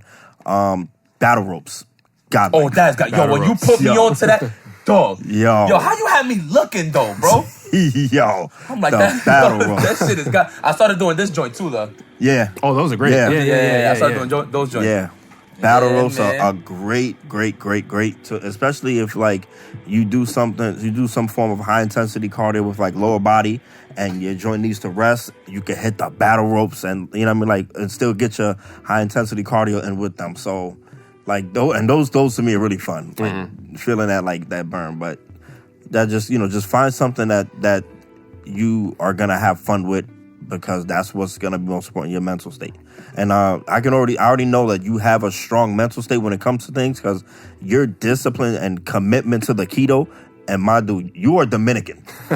Y'all are carb city in the kitchen. So stone is hell yeah, be that rice. You dead it, and I know your mom's, and I know she cooks that good. So you deaded all of that. You know what though? It's cool that you mentioned my mom, because she saw my results and she was just like, you know what? I'm done with rice. Wow. Oh really? Yeah, she don't eat rice no more, man. Wow. She don't eat rice no more. Like we don't even have. Like when you go to that house, to a Dominican household, you go in the kitchen, you see that basket full of plátanos just hanging there. Yeah. We don't even got plátanos in there no more, bro. Like they just seen it, now they eat cleaner, like that healthier. Like my pops, like when he orders from a spot called Dykeman Express, he would just get, he'll get like his oxtails or some shit, and then he'll just bang that out with some avocados. Like they literally saw me, like they was literally observing without me really noticing, you know what I mean? Right, yeah. And it was just like, when I see my mom losing a little bit of weight, I see my pops losing some weight, I'm like, yo, like this. I'm like, well, I was like, all right then. Yeah. Being a good, it's good motivation. Yeah, exactly. Yeah, a lot of people need to see things. Exactly. Like you never want to just tell people things, because, and you could only say but so much. You just want to just be the example. Anytime you want to change something in your environment, your surroundings, just lead by example, and everything else just falls into place. Right. That is so true. And of course, another tip I want to throw out there for the people that want to do cardio, just bang some fire music too, man. Oh yeah. Some fire music would definitely help you motivate to actually keep going and stuff like that. I'll be listening to nothing like when I hit weights, I'll put like some rap joints, hip hop joints, but then when I go do the cardio, I always rock anime joints, 100%. That anime pace when it comes to the cardio is just so fire, it just sticks. You know what I mean? Find your own flow. You know what I mean? Oh yeah. Pretty dope. Pretty healthy conversation. No pun intended. Pretty freaking healthy conversation indeed. I'm definitely going back to the gym tomorrow. Absolutely. And shout out to Logan Sama. Yo, he worked me, son. And freaking DR for the game over. Yo, he worked me. So basically, this is what we did, right? So some gyms they be ass. You know what I mean? And all we had was 50-pound dumbbells. So we had me doing was the pyramid. So like I did 10 50s. Then moved down to the 45s. Moved up. Obviously, by the time I got to the 20s felt like 40s. Yes. You know what I mean? And we pyramid, no time in between too. He's like, yo, he be talking with it. He's like, pick them shits. I don't want to disrespect his acting. He's like, yo, pick them up. He's like, pick them up. You know what I'm saying? And then I was doing it. Yo, dog, the Dasani bottle I was drinking started feeling like 10 pounds. Yo, it's crazy. Like, it's crazy. When Like, you how it pyramid down, you got no weight there. You like, the weight is light, but you can't move it. Literally, You like, By yo. the time I went back on the second go round to the 50s, I only could bust out like 4 or 5. Like I ain't gonna hold you, man. Like everyone has an ego, but god damn it, you just gotta keep it honest with yourself. Like I couldn't do it, man. Like after 4, I was like, yo, I'm done. But then I worked myself down. And shout out to Tasty Steve too. Tasty Steve, he's been looking incredible as of late. You know what I mean? Yeah. So Yeah, like, I see you, Steve. I see you out there, boy. he got them guns, I bro. see He got you. mounted the Popeyes. Dude. Oh, Like yeah. it's just crazy. So like he was doing it too, and he was getting his ass kicked. So that's another thing about strength, right? Like he looks strong and he does have strength, but like you can tell like he still has work to do with his strength. You know, he said it himself. So like seeing him, you know what I mean, inside of me, I was like, yeah, okay, I know them shits was heavy. You know what I'm saying? Like, yeah, I knew them shits was heavy. But Logan bust them shits out. Though that shit was crazy. But big shout outs, man. That was a dope. That was like actually like my last like real serious workout. Nice. Which is dope. So Craig, I want to talk about your diet too, coming from the beginning when you started working out, because you did change a lot of things up too. So from your diet from the beginning, I remember you were doing like a lot of like protein and like regular eating. I would see you eating the brown rice and everything like that, and then Sardines. Oh yeah. Poverty diet. Yeah. I didn't even know you could eat them out like out the can like that. You know what I'm saying? So talk about your diet from the beginning and all the way up to now, because I remember the changes you made. So I want you to talk about. So in the beginning, like I would just eat a lot of everything, like whatever I could eat, whatever I could find, to just help me make progress. I did like a lot of like bodega cakes, like Little Debbie and all types of stuff like that. A lot too. Like I used to eat like 6 a day. Just to make sure Just you to get make your sure calories. I got the calories in. Yeah. Just that 6 a day. I was on like the college diet. Like college funds is low, and however however you get it, you get it. So I did a lot of that. I wasn't really too heavy in a protein powder like that at the time, but occasionally, I buy like a container and just down that once a day. I ate a lot of pasta early on. A lot of pasta. A lot of like fettuccine, linguine, pasta. Rice, I wasn't really too big on rice actually, because I didn't know how to cook at like when I first started like that. I getting in shape or bodybuilding, like having that lifestyle, it teaches you how to cook, because you have to. You got to know how to maintain, how to get your meals. Like you don't want to just have to go outside and eat every time you're hungry. Right. Like that's a lot of money wasted. So eventually learn how to cook rice, beans and rice. Learn how to make chicken in the stove, over the stove, in the stove. Preparing all different types of foods. And then like, after a while, I started getting more knowledgeable about like macronutrients and preparing my meals better. So like, instead of having like a meal full of carbs and like no protein, then now I'm balancing my meals out. So like I have like a portion of carbs, which could be like a rice, like a cup and a half of rice, have like 6 ounces of whatever protein, like whether it's salmon or fish or chicken or beef, and have like a salad on the side. And salad, it's a little like, one thing a lot of people like kind of make the mistake of with salad is like, lettuce is not really a vegetable. Like it's a vegetable, but it's not a vegetable that's full of like nutrients. Like it's a lot of water in lettuce. So like, you want to have you want to have a salad that has a lot of macronutrients. So like spinach, holy spinach. Like holy spinach is really good for you. Holy spinach is really good. Kale is really good. Like the green leafy foods are really good for you. Leafy greens, so dark leafy greens. Those you get a ton of nutrients. You can make shakes with those. I make a lot of shakes now with just using vegetables, like using like spinach as a base, and then adding like fruits and protein and peanut butter later on. I make custom shakes like that. That sounds fire. Yeah, it's really good. I eat a lot of oatmeal too. I eat a lot of oatmeal. I eat maybe a cup, at least a cup a day. Probably more. Yeah, oatmeal is great for like hard gainers. Yeah, you know what I mean. Well, I mean, I hate to say hard gainer because it's a very it's a term like who's a hard gainer? Like it's all subjective. Like hard gainer, you know? Right, like someone just faster metabolism people. Yeah. You know, because it's not really hard gainer, because there's a way. If you have to eat 3,000 to maintain, then 35 you'll put on. Exactly. So it's always a way. It's a simple concept. Just some people have to just do more to gain than others. Yeah. That's all. But if you do it, you'll get it. Like, and that's another thing about getting in shape is like it's literally physics. It's science. Like it's all figured out. Like you don't have to like you're not going out of your way to get in shape. It's all figured out. The math is done. It's all physics. So like if you do it, you get the progress. There's no chance. Like it's not like it's not like you do it and it's a chance that you'll get it. Nah. No. When you getting in shape is when you do it, you get the results. That's literally what it is. It's like the most honest progression that you could ever make in your life. The returns are guaranteed. If you don't do it, you don't get it. Yeah. And that's it's literally that. Or if you don't do enough, you don't get it. Or you get that 60% that you put in, you get the 60% back. That's literally it. Yeah, so like everybody like a lot of you like go if you go to the gym and you only do just enough, you don't do enough. Like you don't want to feel the pain. Like you do just enough so that you don't feel the pain. You won't make the progress you want. Nope. At all. Oh, you gotta take that pain. Like you gotta be a masochist kind of. Like you gotta like to do it. Like you eventually like you might hate it at first because you feel like it's a chore. But like if you want to make that real progress, eventually you take the good with the bad. Like you'll love it, you'll love making the progress, so you'll love to take the pain to get the progress. That kind of thing. Like and then after a while it's not real pain. Like it ain't joint pain. Like that's pain. It's burn, not pain. It's lactic acid. Like it's just build up. It's not like that goes away and overnight.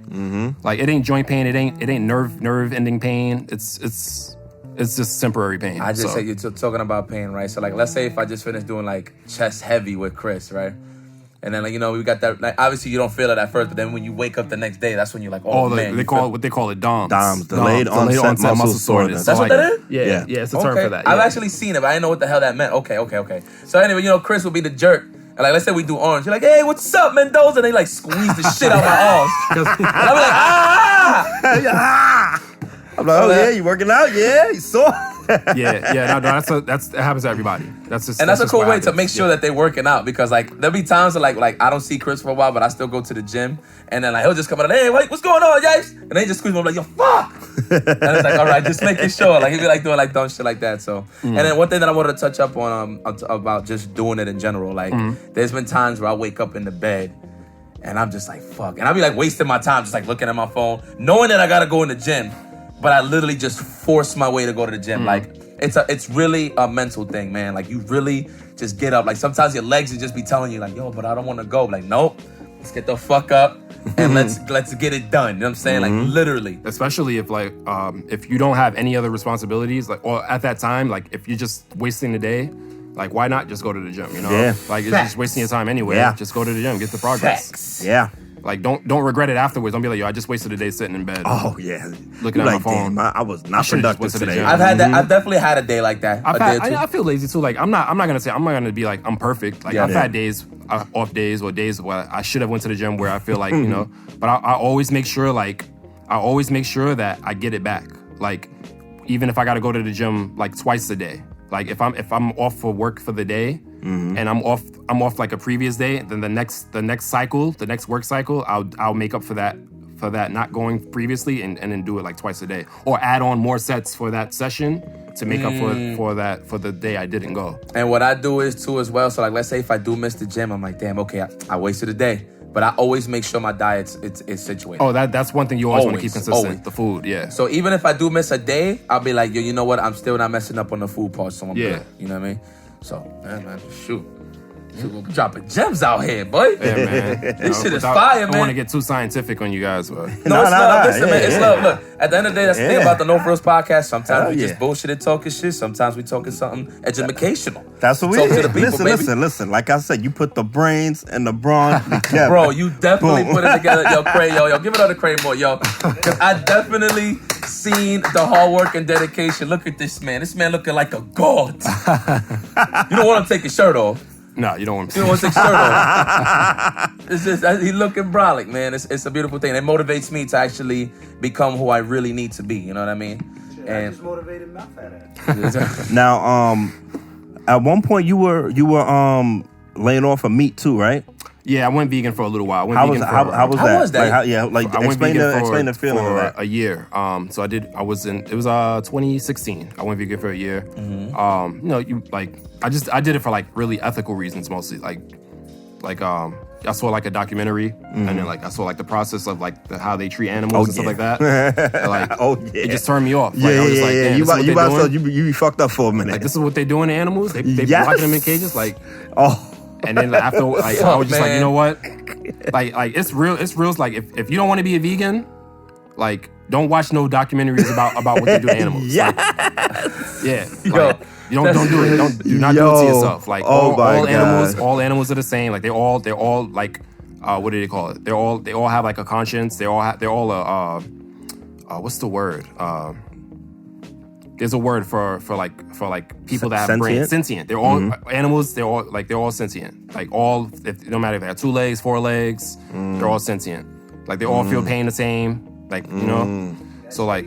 Yeah, like it doesn't matter if it's a cat, they get that adrenaline pumping right before they die. Right before they die, they're all the feelings you feel. Like when something bad's about to happen, they feel the same feelings. So, like that's one thing that motivated me to do the whole vegan thing. And I did it for a full year, while going to the gym too. Like and I would have to say, what were some of the challenges with that? What was the protein besides the powders? So protein can be found in like a lot of different even rice. Even rice has protein. Rice has a good amount of protein. So like grains, a lot of beans, vegetables too. The only thing like with like plant protein and versus like animal protein, they're not complete. Plant animal protein has a complete protein. Yeah. So like a lot of amino acids aren't found in plants that are in animals. Right. So were you supplementing, or you were just letting it whatever? I was supplementing. I was I was definitely supplementing. Okay. Yeah. Absolutely. So I did that for a year, and then what made me go back to not being a vegan was when I went to Japan for the first time. Okay. And when I went to Japan for the first time, I tried being a vegan, but it just didn't work. Like I went on a plane. I've been on a plane. This is my first time being on a plane for like, I traveled for over 24 hours. Like I took 2 flights, and the first flight was like 14 hours. Damn. And all they served on the flight was they had like a meal with like rice. But the only 2 protein options were like meats and fish.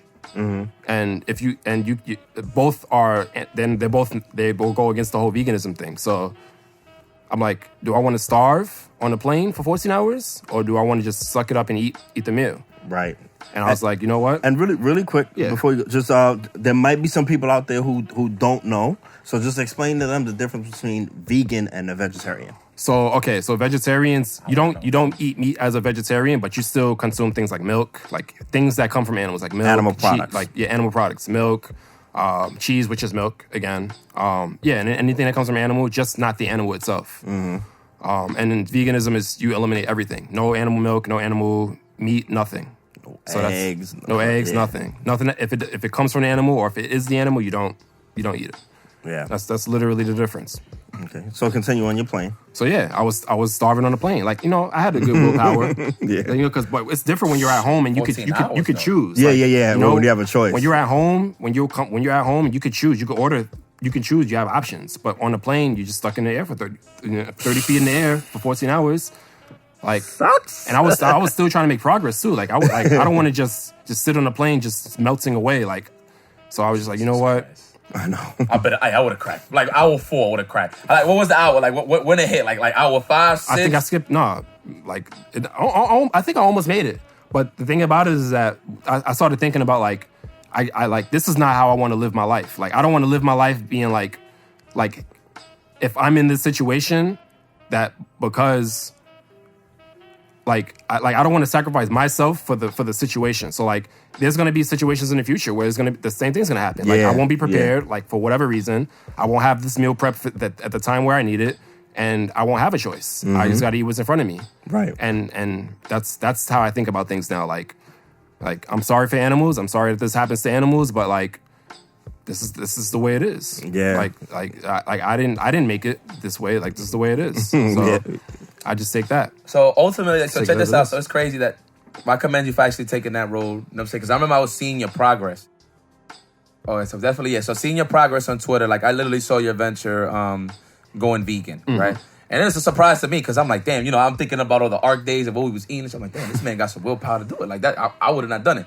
But, you know, and obviously I'll be educated from Chris as well and Dominion, you know what I mean, when it comes to a healthier living, you know what I mean? I remember I had a talk with Chris. I'm like, man, you know, to really ultimately gain that true self-awareness and that true health, like you really gotta dead the animal. You know what I'm saying? Like I remember, but like, and then the first thing we said, like, but that chicken though, like I can't get rid of that chicken. Like it's raw. You know what I'm saying? Coming up from, especially, you know what I mean, your family, the way you was raised, like it's harder to just give up that chicken. Like I can give up fish, I can give up everything, but the chicken though, like, I don't know, B, that's rough, son. Like. Everybody has their vice, like when it comes to food. Like everybody has something that they're like emotionally attached to, just the way you grew up. Like some people love pork, some people love pork, and that you can't take it away from them.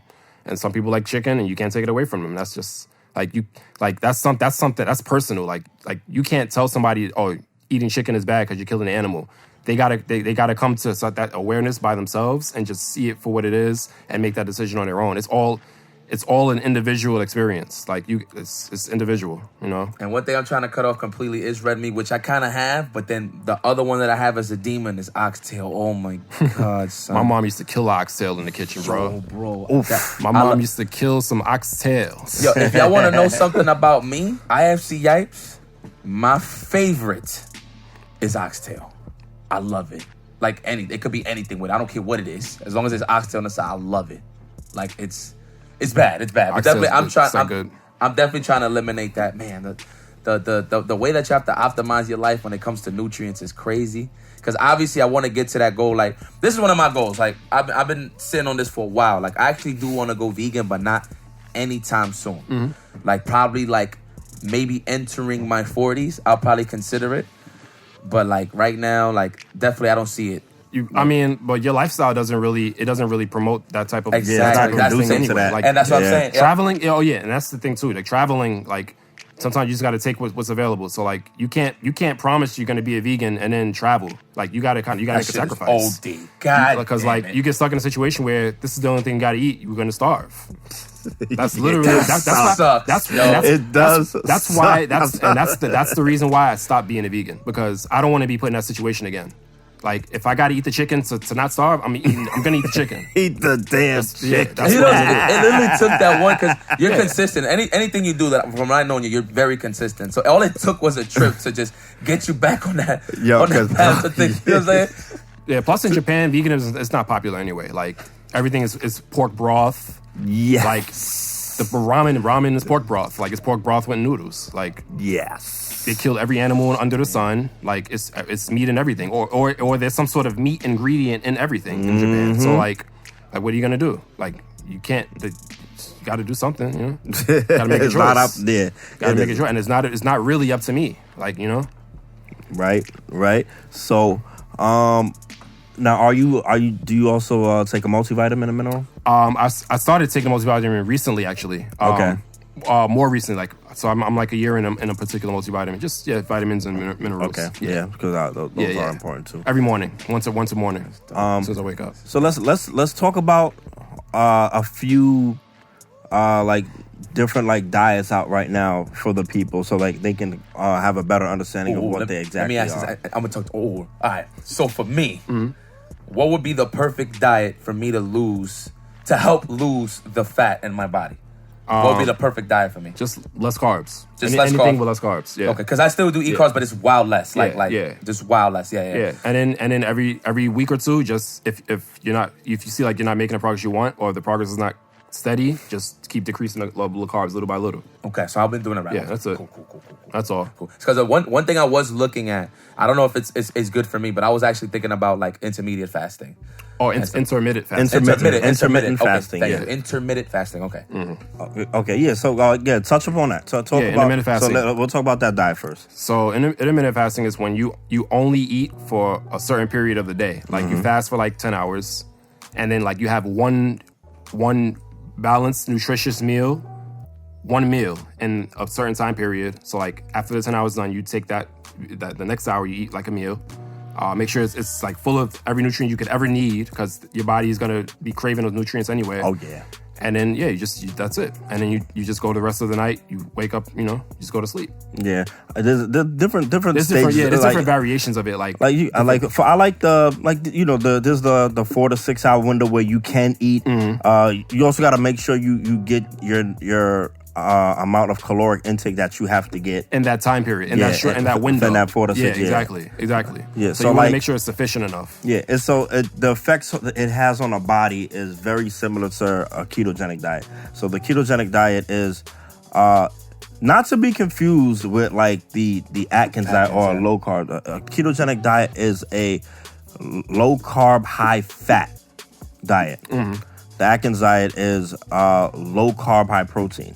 So like they intermittent fasting also they do something in the body that creates a state in your body called ketosis. Yep.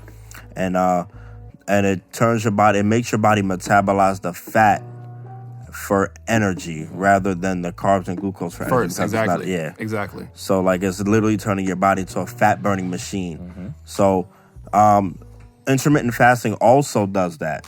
It puts your body into ketosis because you're starving the body for that period of time. So it also enables you to burn fat stores first before anything. Only thing with those, the only downfall with those is it'll be harder to put on muscle doing that because the body's like in depleted, yeah. But if as far as like losing weight, those are perfect things right there. Like those are. Bacon and eggs every day? If a ketogenic diet, yeah. Ketogenic diet, you can eat bacon and eggs every day, but you have to have a high percentage of fat. Mm-hmm. The carbs is done. Intermittent fasting, you could pretty much eat whatever you want, but you have that long period of time where you're not eating. So yep. And then you get used to it though, because my best friend Corey, he was doing that for a long time. Tremendous results. Yeah, he was a big body. Yeah, he shred out crazy. Yeah, wow. You know, because he was also training to do the fire department thing. But yeah, that you want to talk a little bit about like that, like paleo diet and stuff like that?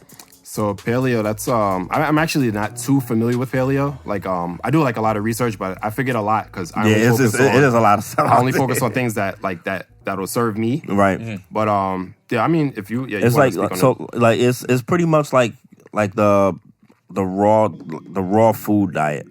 So like you're not like eating anything no process. Like that's right. processed. That's right. Like pretty much like if you were in the freaking caveman days, like how they had to eat, like nuts, berries, just straight, boom, just like that. Like, and it is a very effective diet because you're not getting all the necessary chemicals and bad stuff that they're putting in the food today, which is really why the food is so bad. You know what I mean? Like, because you can pretty much have a regular diet if like you're eating like free range chicken and stuff that's like grass fed, not necessarily shot up with all the hormones and everything like that, but. Mm-hmm. Our food is just laced with so much stuff that, I mean, we can't avoid it. Yeah, we can't avoid it. You know what I mean? Like, it's so hard. It's in the air at this point. Yeah. It's in the air at this point.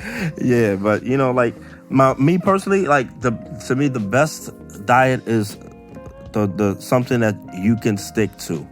Not, like, you don't want to diet. You just want to have an eating habit. Yeah, I hate the word diet. It's so like... Yeah, diet is a temporary thing. Like, diet comes in handy if you're a bodybuilder and, you're going up and down in weight, because you're competing in season, then, like, you would diet now. It's meant to be a temporary thing to get you at your competing weight or whatever, but most of them don't walk around all year like that. Yeah. Like, they're not 8% body fat all year round. Yeah, that's actually retarded. dangerous. Like, yeah, it is dangerous. actually kill yourself doing that. Yeah. You know what I mean? So, like, a lot of them, like, if someone's, like, competing at 180, they'll all year they'll walk around about 200, like, right, and then they'll diet down for competing, and then, like, they'll be back like that. But, like, like, the best thing is just to have an eating habit that you can maintain, something that you can do, like, on a regular basis. Because if you diet down, you lose all that weight, then you say, okay, my diet's over, I'm off my diet.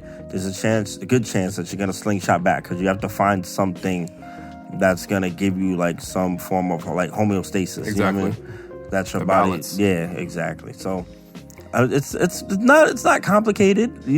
Just stay away from the bad stuff.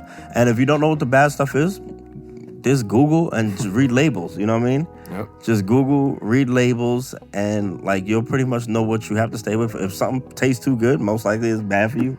Yeah. You know what I mean? That's just how it goes. Yep. But like it's funny because, and I'm straying away a little bit, like things that we like, we don't really like or dislike. Like, it's just that you're just used to it. Exactly. So if you eat those vegetables that you don't like, after a while, you'll learn to like it. You know what I mean? And then, or you'll learn to not hate it at the very least. Yeah, exactly. So, like, it just takes the discipline for you to convert over to something. You're like, damn, I don't want to give him my burger and fries to eat, like, grilled chicken salads and stuff like that. Listen, with spinach. I could be an example of that because I did not like spinach like that at all, man. You know what I'm saying? So obviously when I forced myself to actually try it and just see how it worked, and I actually learned how to like it. I'm like, you know what? I put a little bit of apple cider vinegar, you know what I'm saying? Mm-hmm. Spice it up a little bit. Yeah, I spice it up a little bit. I bless a little bit. Corey put me on to put a little bit of honey on it. Oh, yeah. Yeah, they put me on to some things, you know what I'm saying? So like, yeah, for sure. So, I want to talk about, I'm going to change topics here for a minute. All right. So, let's talk about Pokemon, Cray. Pokemon. Wow. So, yes. I'm gonna give y'all a story. I know it. I'm gonna give y'all the story, right? So, all right. Which one was this? This was Diamond and Pearl. Diamond and Pearl. It was Diamond and Pearl. It's like Gen 4, yeah. Okay, so But I was this playing is, Ruby and Sapphire with you. This is before you started doing it. Me and Corey was playing, but the main one was Diamond and Pearl. Diamond and Pearl. So I got into Diamond and Pearl because of Justin Wong and Michael Williams. All right, so this is when they was at Midwood, and they started playing Pokemon. And I played Pokemon Red and Blue, Gold and Silver back in the days, me and Corey. You know what I mean? So, like I said, I know myself. I'm very submersive when I do something. And Pokemon was a game where you had to submerge yourself. You had to. You like you gotta hatch eggs. You riding a bike Get up the and down. right IVs, the EVs. God. Oh my god, the natures. You needed the right natures for certain attacks to hit harder. So like, yo, that was crazy, man. So freaking Justin and Mike used to, talk trash like, because they had the game and I wasn't playing yet. So they would talk to oh yeah, you can't fuck with us anyway. You wouldn't be messing with us. Like, well, only I'm like, yo, Jay. I'm like, yo, if I get this game, y'all gonna get cooked. Like, don't even talk that shit. It was like, yeah, whatever. So I said, you know what? I'm like, yo, yeah, let's get this game. Let's go. I want to cook these dudes. Let's train up. So, we started playing. Boom, boom, boom. Got nice. I wound up cooking them.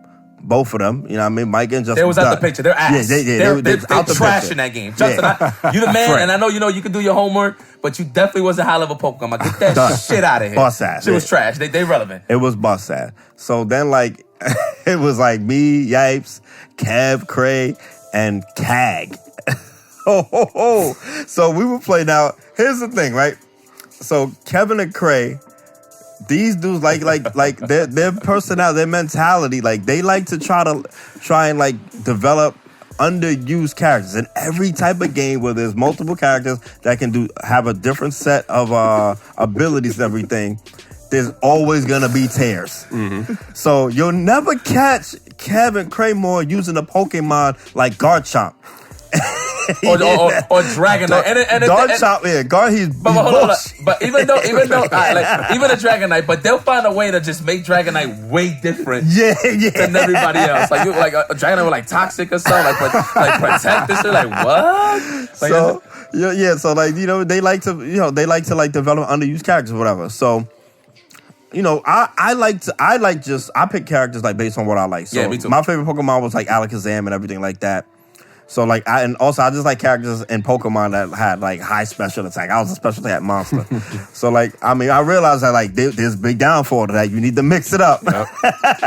you bump into that one character that got OD special defense and your shit don't even touch them. Yeah, or them physical. Yeah. So you know what I mean. So me and Yipes, we used to play a lot, developing different Pokemon. We was on Cerebi. You know what I mean, talking to Craig.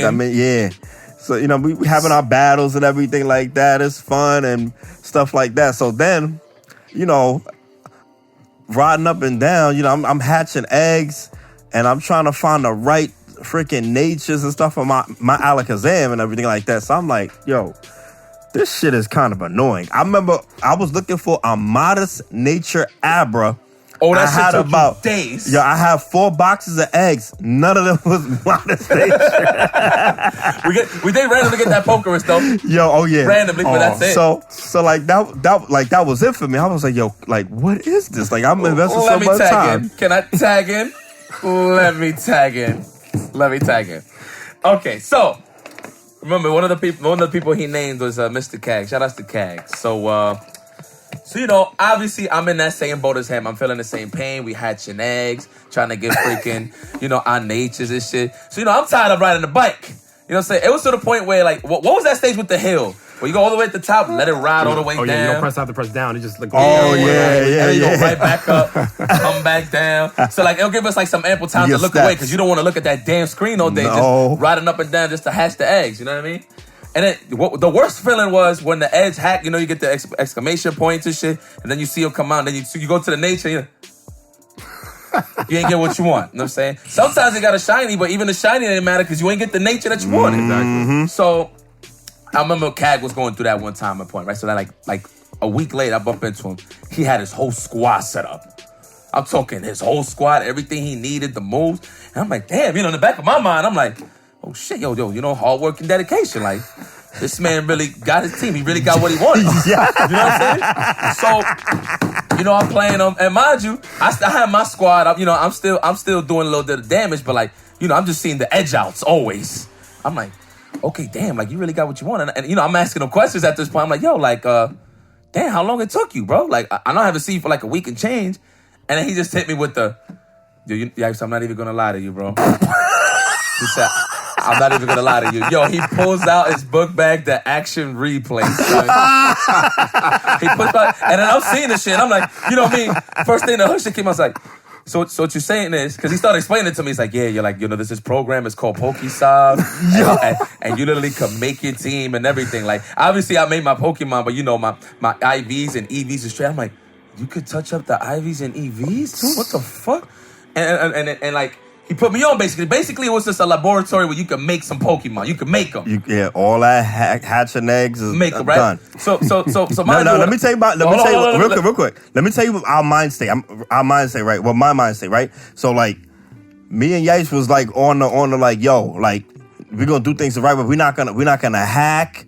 Know what I mean? Like, that was my mindset. Yeah, all of us, right? So we was like, yo, you know, we're gonna do things the right way because we was trying to compete in the Pokemon tournament. It was like, yo, if you hack, they could tell. So that was the mindset. So continue. Exactly. So anyway, so then obviously he pulled it out of his bag and he explained everything. And then the first thing I responded was, so what you're saying is this is the game genie for Pokemon. That's what I said, right? So I was like, all right, so you know what? And mind you, he ain't want to, obviously I wasn't going to try to like overstep my boundaries. Like, can I use it? And I was like, nah. And I was like, yo, you know what? I'm going to make a list. I said, I'm going to make a list. Just make this squad for me. Yo, the next day, my squad was right there. Everybody that I needed. Everybody. And I see he's sending, you know, he transferred through the Wi-Fi and everything. Mm-hmm. Got it in. I'm like, yo, I got my squad. So, yo, I literally, dead ass, I went to where the eggs was at. Yo, I got rid of all them shits, son. I got rid of all them shits. So, you know, I went hype. I went to the battle tower to check my shit up. And then I started battling random folks online. Started smoking people. Then I hit up Chris. I'm like, yo, Chris, you want to battle? I hit him with the yo, you want to battle? And, you know, obviously, you know, we're going back and forth, but what happened with me and Cat, I was edging them shits out. You know what I'm saying? I had the HP that I really wanted, the attacks I really wanted. Everything that I wanted was there. Yeah, like, Yipes had like, a nice new lineup. He had, like, everything he wanted. Everything was optimized. So I'm like, damn, like he got some good shit. So we chilling in the Ark, and then like, you know, I'm like, let me see your boxes. Like, he just showed me the Pokemon, the new Pokemon he made. So, you know, back then you could see who the previous owner was. Mm-hmm. So like, we was already discussing that, you know, like, okay, we think Cag was hacking. So I'm not paying that no mind because, like, you know, that's my role. That's like, you know, honest, good guy right here. You know what I mean? No. But hold on. I'm searching through the box, right? And I'm looking. I'm like, oh, you got this? I'm like, oh, good stuff. So I'm searching, and Yipes is chilling like this. He's like, because it's saying I'm not paying attention to it. It's saying like previous owner Cag. I'm like, yo, you got this. And he's like, look, I'm like, yo, what's wrong with you? He's like, so whatever. Like, so then like a couple days later, he's like, yo, Chris, you didn't peep? I'm like, what you talking about? He's like, yo. He was like, hold on. Let's go through the box again. He said, oh, I see. Remember this one? I battled you? He said, yeah. Look who the name is. I was like, oh, you got this from Cag? I'm like, so how you? And then I think you said, then it clicked. He clicked, and then I hit him with this. Then I said, hold on. I was like, hold on. Let me see this. But what about your blast? He's like, Oh. That's Guido, because that was his name. Yo, shout out to Guido, man. Yo, I was like, yo. So I'm like, what's going on here? So then, like, I'm at Yipes' crib, and this is before we even we were doing it in the Arc. He was like, yo, Chris, here's the instructions. Here's the action replay. Here's the PokeStop program. Make your Pokemon. I was like this. Yo, bro. I was like Officer Hoyt. No. I remember how this. All right, so check this out. This is how it happened when it comes to the PokeStop, right? My man's Officer Hoyt. I was like Officer Hoyt in training day. It can't be like this, right? No, not like this. He said, I'm sorry, that's the way it is. You got to do it like this. Then you can change things from the inside. So mind you, it's already established that CAG is the hacker, right? Now, mind you, we're competitive at this point, so we're like, yo, we got to stop CAG. Like, we got to be on the even playing field. So I give a call to Chris. I said, yo. Oh, yeah, I said, yo, Chris, listen. Go to Kobe's World real quick. They got it right there. I got the money. We're going to go half. And he was like, nah, I'm going to do a better one. I'm going to just buy you one. And I'm going to buy me one. We're going to learn this shit together. And mind you, I was already established because I knew how this shit works. So he came upstairs. The shit was in the plastic. You don't need to get the scissors to open that shit up. It was that packed, right? And then I was like, all right, look, Chris, look. This is how you do it. So boom, I'm just showing them how to do this shit. And literally we were stuck. Yo, Chris was stuck on a computer for like 4 hours, son. In the dark. It was in the dark, remember? In the dark. And he's just like this, like, with the mouse. And mind you, and just to kill the fact that we was hacking the shit, right? We was just like, yo, but you know what? It's not like we really hacking. Yeah, we killing the time, but at least the IVs and EVs are straight, right? Yeah. You know what I'm saying? Like, we trying to find something to solidify, right? And how he really convinced me, my man went with the angle. He was like, yo, Chris, you can either do it like this, or you can proceed hatching eggs. Yo, I was looking at I was thinking about all that hard work. Yo, he literally went like this. Chris went like this. He opened it. He said, he started proceeding to make Pokemon. Now, this is when we bumped into. Oh my God, yo, I felt like such a scumbag playing you, Cray. I swear to God. Yo, so let me tell you. So that's what I'm gonna get to, right? So I'm in my joint, got my shit all up. Yo, I had a Alakazam with hidden power ice because I was tired of my dude getting cooked by some dragons or some random shit. Dawgs. I said I want something for the dragons. I was like, super effect. What hidden powder was that? Hidden power ice. So I played Kreymore, right? We had a good match like prior to the hacks. Good match, you know what I mean? I don't even remember who won, but it was like close. I played Kreymore the next day. And, you know when a ball comes out and it goes, let me tell you. I already know what happened. I'll never forget this shit. We played online too. We played online. We had the little Wi-Fi thing to connect online. Yo, I played this guy Chris. The day before, I don't know. I don't know who won the day before. One of us won. I can't remember, but I remember he had a Medicham. And the Medicham was buff. You know, Medicham. He had a Medicham fighting sidekick. He had the moves he wanted and everything. Mm-hmm. And I think I might have won. Mm-hmm. that match, but it was a good match. I mean, we played a few times, and it was all good. And then, literally the next day, like 24 hours, we played again. And he had a shiny Medicham. Yo, you made it mad. I knew you should have done that shit. Yo. And if you know anything about Pokemon, you know how hard it is to get a shiny Pokemon. So, shiny Pokemon, right? With the perfect IV, Max EV, and Nature.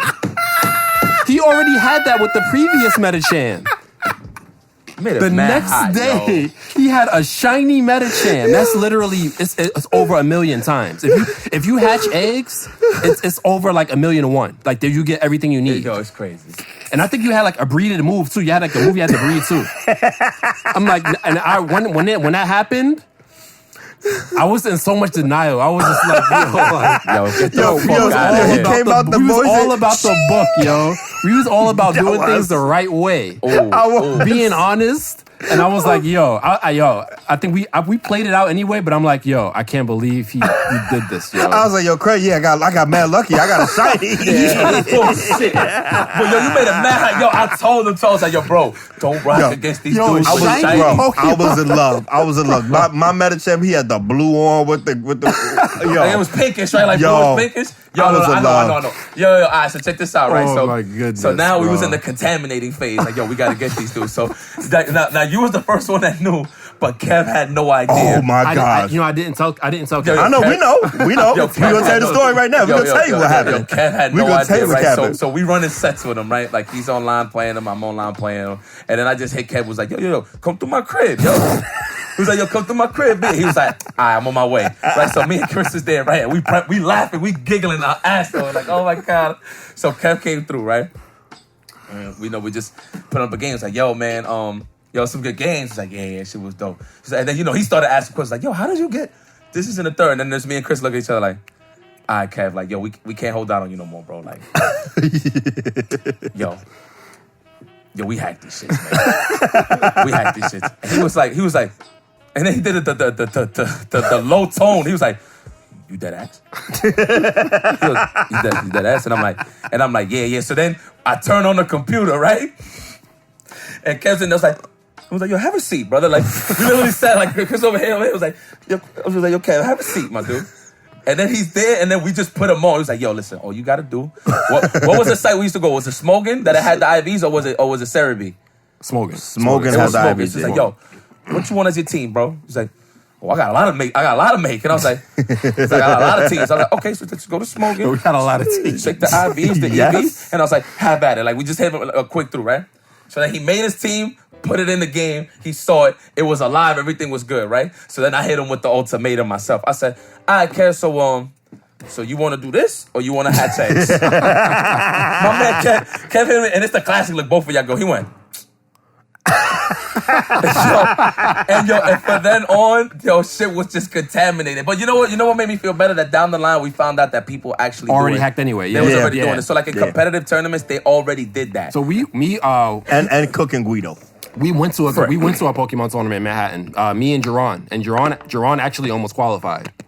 He got like 9th place. He had to get top 8, and it was gonna fly him out to nationals. He got 9th place. Oh yeah. I forgot about Jerron. Yeah. Jerron was a beast too. Yo, this is not my jump off. My man had a milk tank. He was going. Yo, he had the lame stuff. Yo, Jerron is lame. Yo, you lame. How you lame in milk tank? Yo, he had the Blissey. He was paralyzing everybody. I had to roll with the berries and shit. I'm like, I see what this dude's about. Thunderwave, I'm like, damn. So with the milk drink.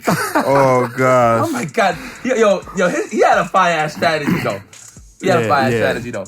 But yeah, man. But we went. I think before we even found out that we were using action replay, I was already like, I maxed out the hours in the game anyway. I was already like 9 hours in the game. That's how much we played. We played every day, all day. Yeah. Yeah, man. Yeah, but those are good times, man. Listen, this was like in the peak. I would say not peak, like our primes in terms of being so competitive. It didn't even matter what it was, but like our competitive prime was so serious there that we was playing Pokemon online.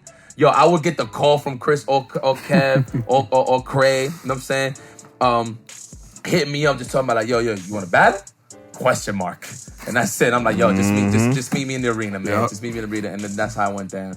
And I really do appreciate those moments because those are the moments where like it was clear as day that we just love video games. You know what I mean? Like obviously we all got together. Like obviously we knew our basics when it comes to other like games in general, but like we came together on fighting games and then we started playing Pokemon and then that just bring us even more. Man, we were playing Diddy Kong Racing, yo. We were playing Cartoon Network. What y'all know about Cartoon Network Racing? Shit. Diddy was my best character. So I was a Bunny Bravo. Yo, Diddy was cheap. Oh man, yo. Nightmare used to use Mojo, big ass Mojo Jojo. Oh man, we played like everything. Eventually, we just anything that was competitive that we could all play together, we just played. That's literally what it's. But you know what, man? I feel like you have any. Oh yeah. Just before we close out, so I want us to take turns. So I want to see if Craig can remember anything. We're gonna say a nickname from one of our Pokemon, and we're gonna see if he can remember what Pokemon it was. Oh, that's hard. That's gonna be. Okay. So I'll start it off. I'll make it easy. Okay. So I had a Pokemon called Aldini. Alexander. Yeah. Mm-hmm. Okay. I had a Pokemon called Cowabunga. Ninjask, I'm gonna say. Nah. Not Ninjask. It wasn't a bug. I'll give you one more. It's a water type. It is a water type. Water type. Cowabunga. The bunga. That was my dude in the freaking tower. Oh, man. Blastoise. 100%. Good. Okay, You got it. He 100%. got it. 100%. Blastoise. Yo. Turtle, water. Yeah. Okay. Let's put it together. I had a Pokemon called. Damn. I changed his name though. I'm not gonna. All right. You changed his name. Not because I had two. I'll do this one first. I had a Pokemon, water type Pokemon. We'll give him a type 2. Okay. Called Serpentera. Oh. Okay. Water type Serpentera. And this is from Diamond and Diamond and Pearl. Diamond and Yeah. Pearl. I remember that one because I used to I'd be like, yo, pull that Serpentera out the box. We out to the tower. Sir, that's not Gyarados, is it? No. It wasn't Gyarados. You never had a Gyarados. You never really used Gyarados like that, right? Nah, not Yeah, like that. yeah. Nah, he ain't like I that. did like because he was half flying. And he was water I love too. So Gyarados. it was getting Gyarados. smoked. That was my dude, Gyarados. Yeah. Oh man, Serpenteras. Melodic? Yes. Wow, Melodic. good. Yes. Yeah. Yes? Yeah. All right, so I had a Melodic's got like I had a Yeah. I had a bug and steel, and I used to call him the Jizza Genius. just You remember I had the Wu-Tang themed Pokemon? They all had the Wu-Tang. That's Scizor. Scizor, yes, yeah, yes, absolutely. Okay. Oh man. I had a fire type, and his name was Mordecon. Magmortar. Damn, my man Cray is Oh, on it. oh, Nah, because I remember the Magmortar, yo. I remember the Magmortar, yo. All right, so I'm gonna give you one more.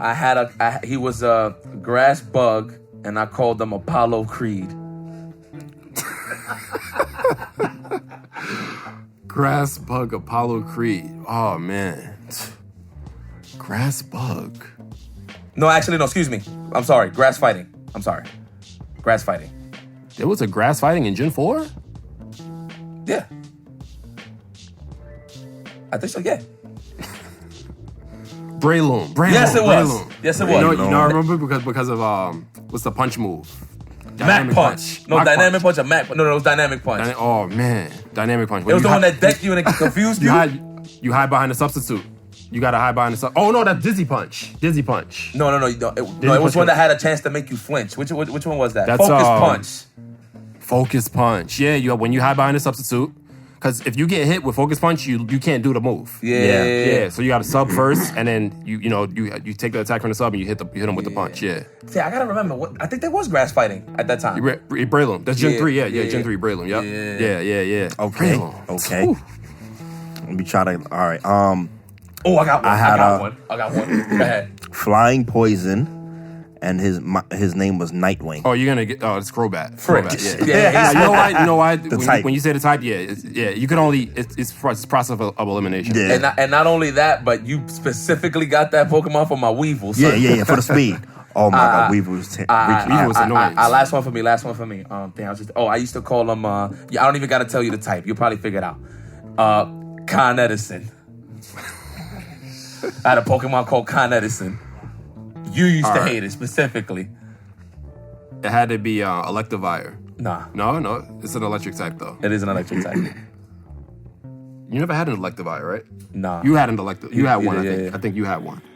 Con Edison. Ooh. It wasn't Raichu. Nobody used Raichu. Nobody used Raichu. I'll give you a hint, just because it used to be a normal type. Jolteon. Yes. Yep. There you go. Yep. Normal type. I'm done. Now they're giving me a monkey to play Pokemon. All right. I'm gonna give you one, and then I'm gonna give you one special. All right. So I had. Damn, I don't want to give you the type. I won't give you the type first. Okay. Ace McCloud. Oh wow, vintage. Togekiss? Damn. Yeah, good I remember shit. Ace McCloud. Man, you used to go to the tower with him too. Yeah. All right. Yeah. I used to hate Ace McCloud. That Flint City. Yes. Slash? Yeah. Air Serene gracias. Serene Grace. Serene gracias. Air Slash? Yes. Eventually, you just one-shine people after Oh a yeah. while. Oh yeah. Now this is That's the last annoying. one, and it's actually one of Yipeses, and it's funny because I was next to you when you was playing them, and you made the statement, You say Yipes got a Pokemon named Miss Two Piece.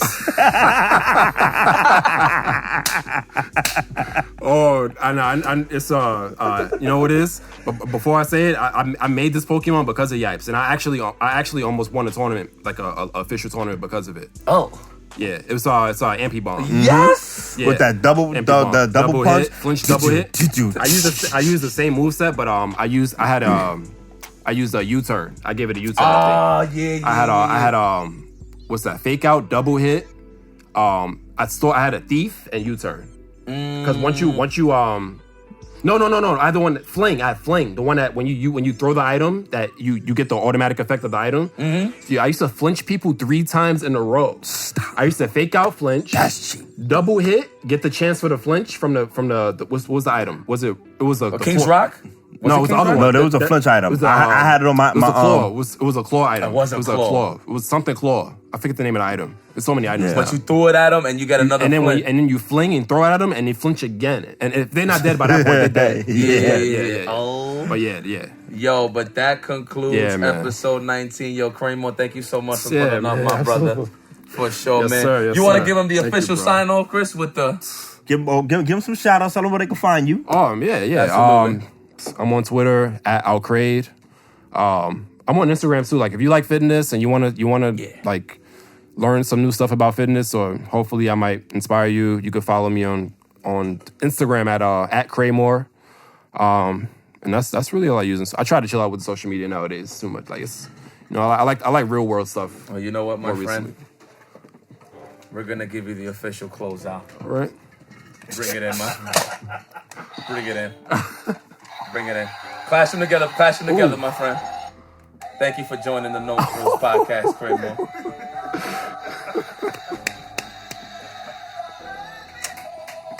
Put that on the microphone. I gotta hear that.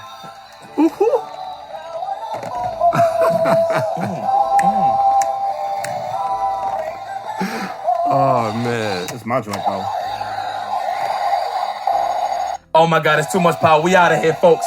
Please hit that sub button right down there as where I'm pointing at right now. Of course, follow my man Kreymore. This is No Frills Podcast, episode 19. Shout out to the team BTM. Shout out. We getting the hell up out of here. Peace and love. We catch you later. Peace.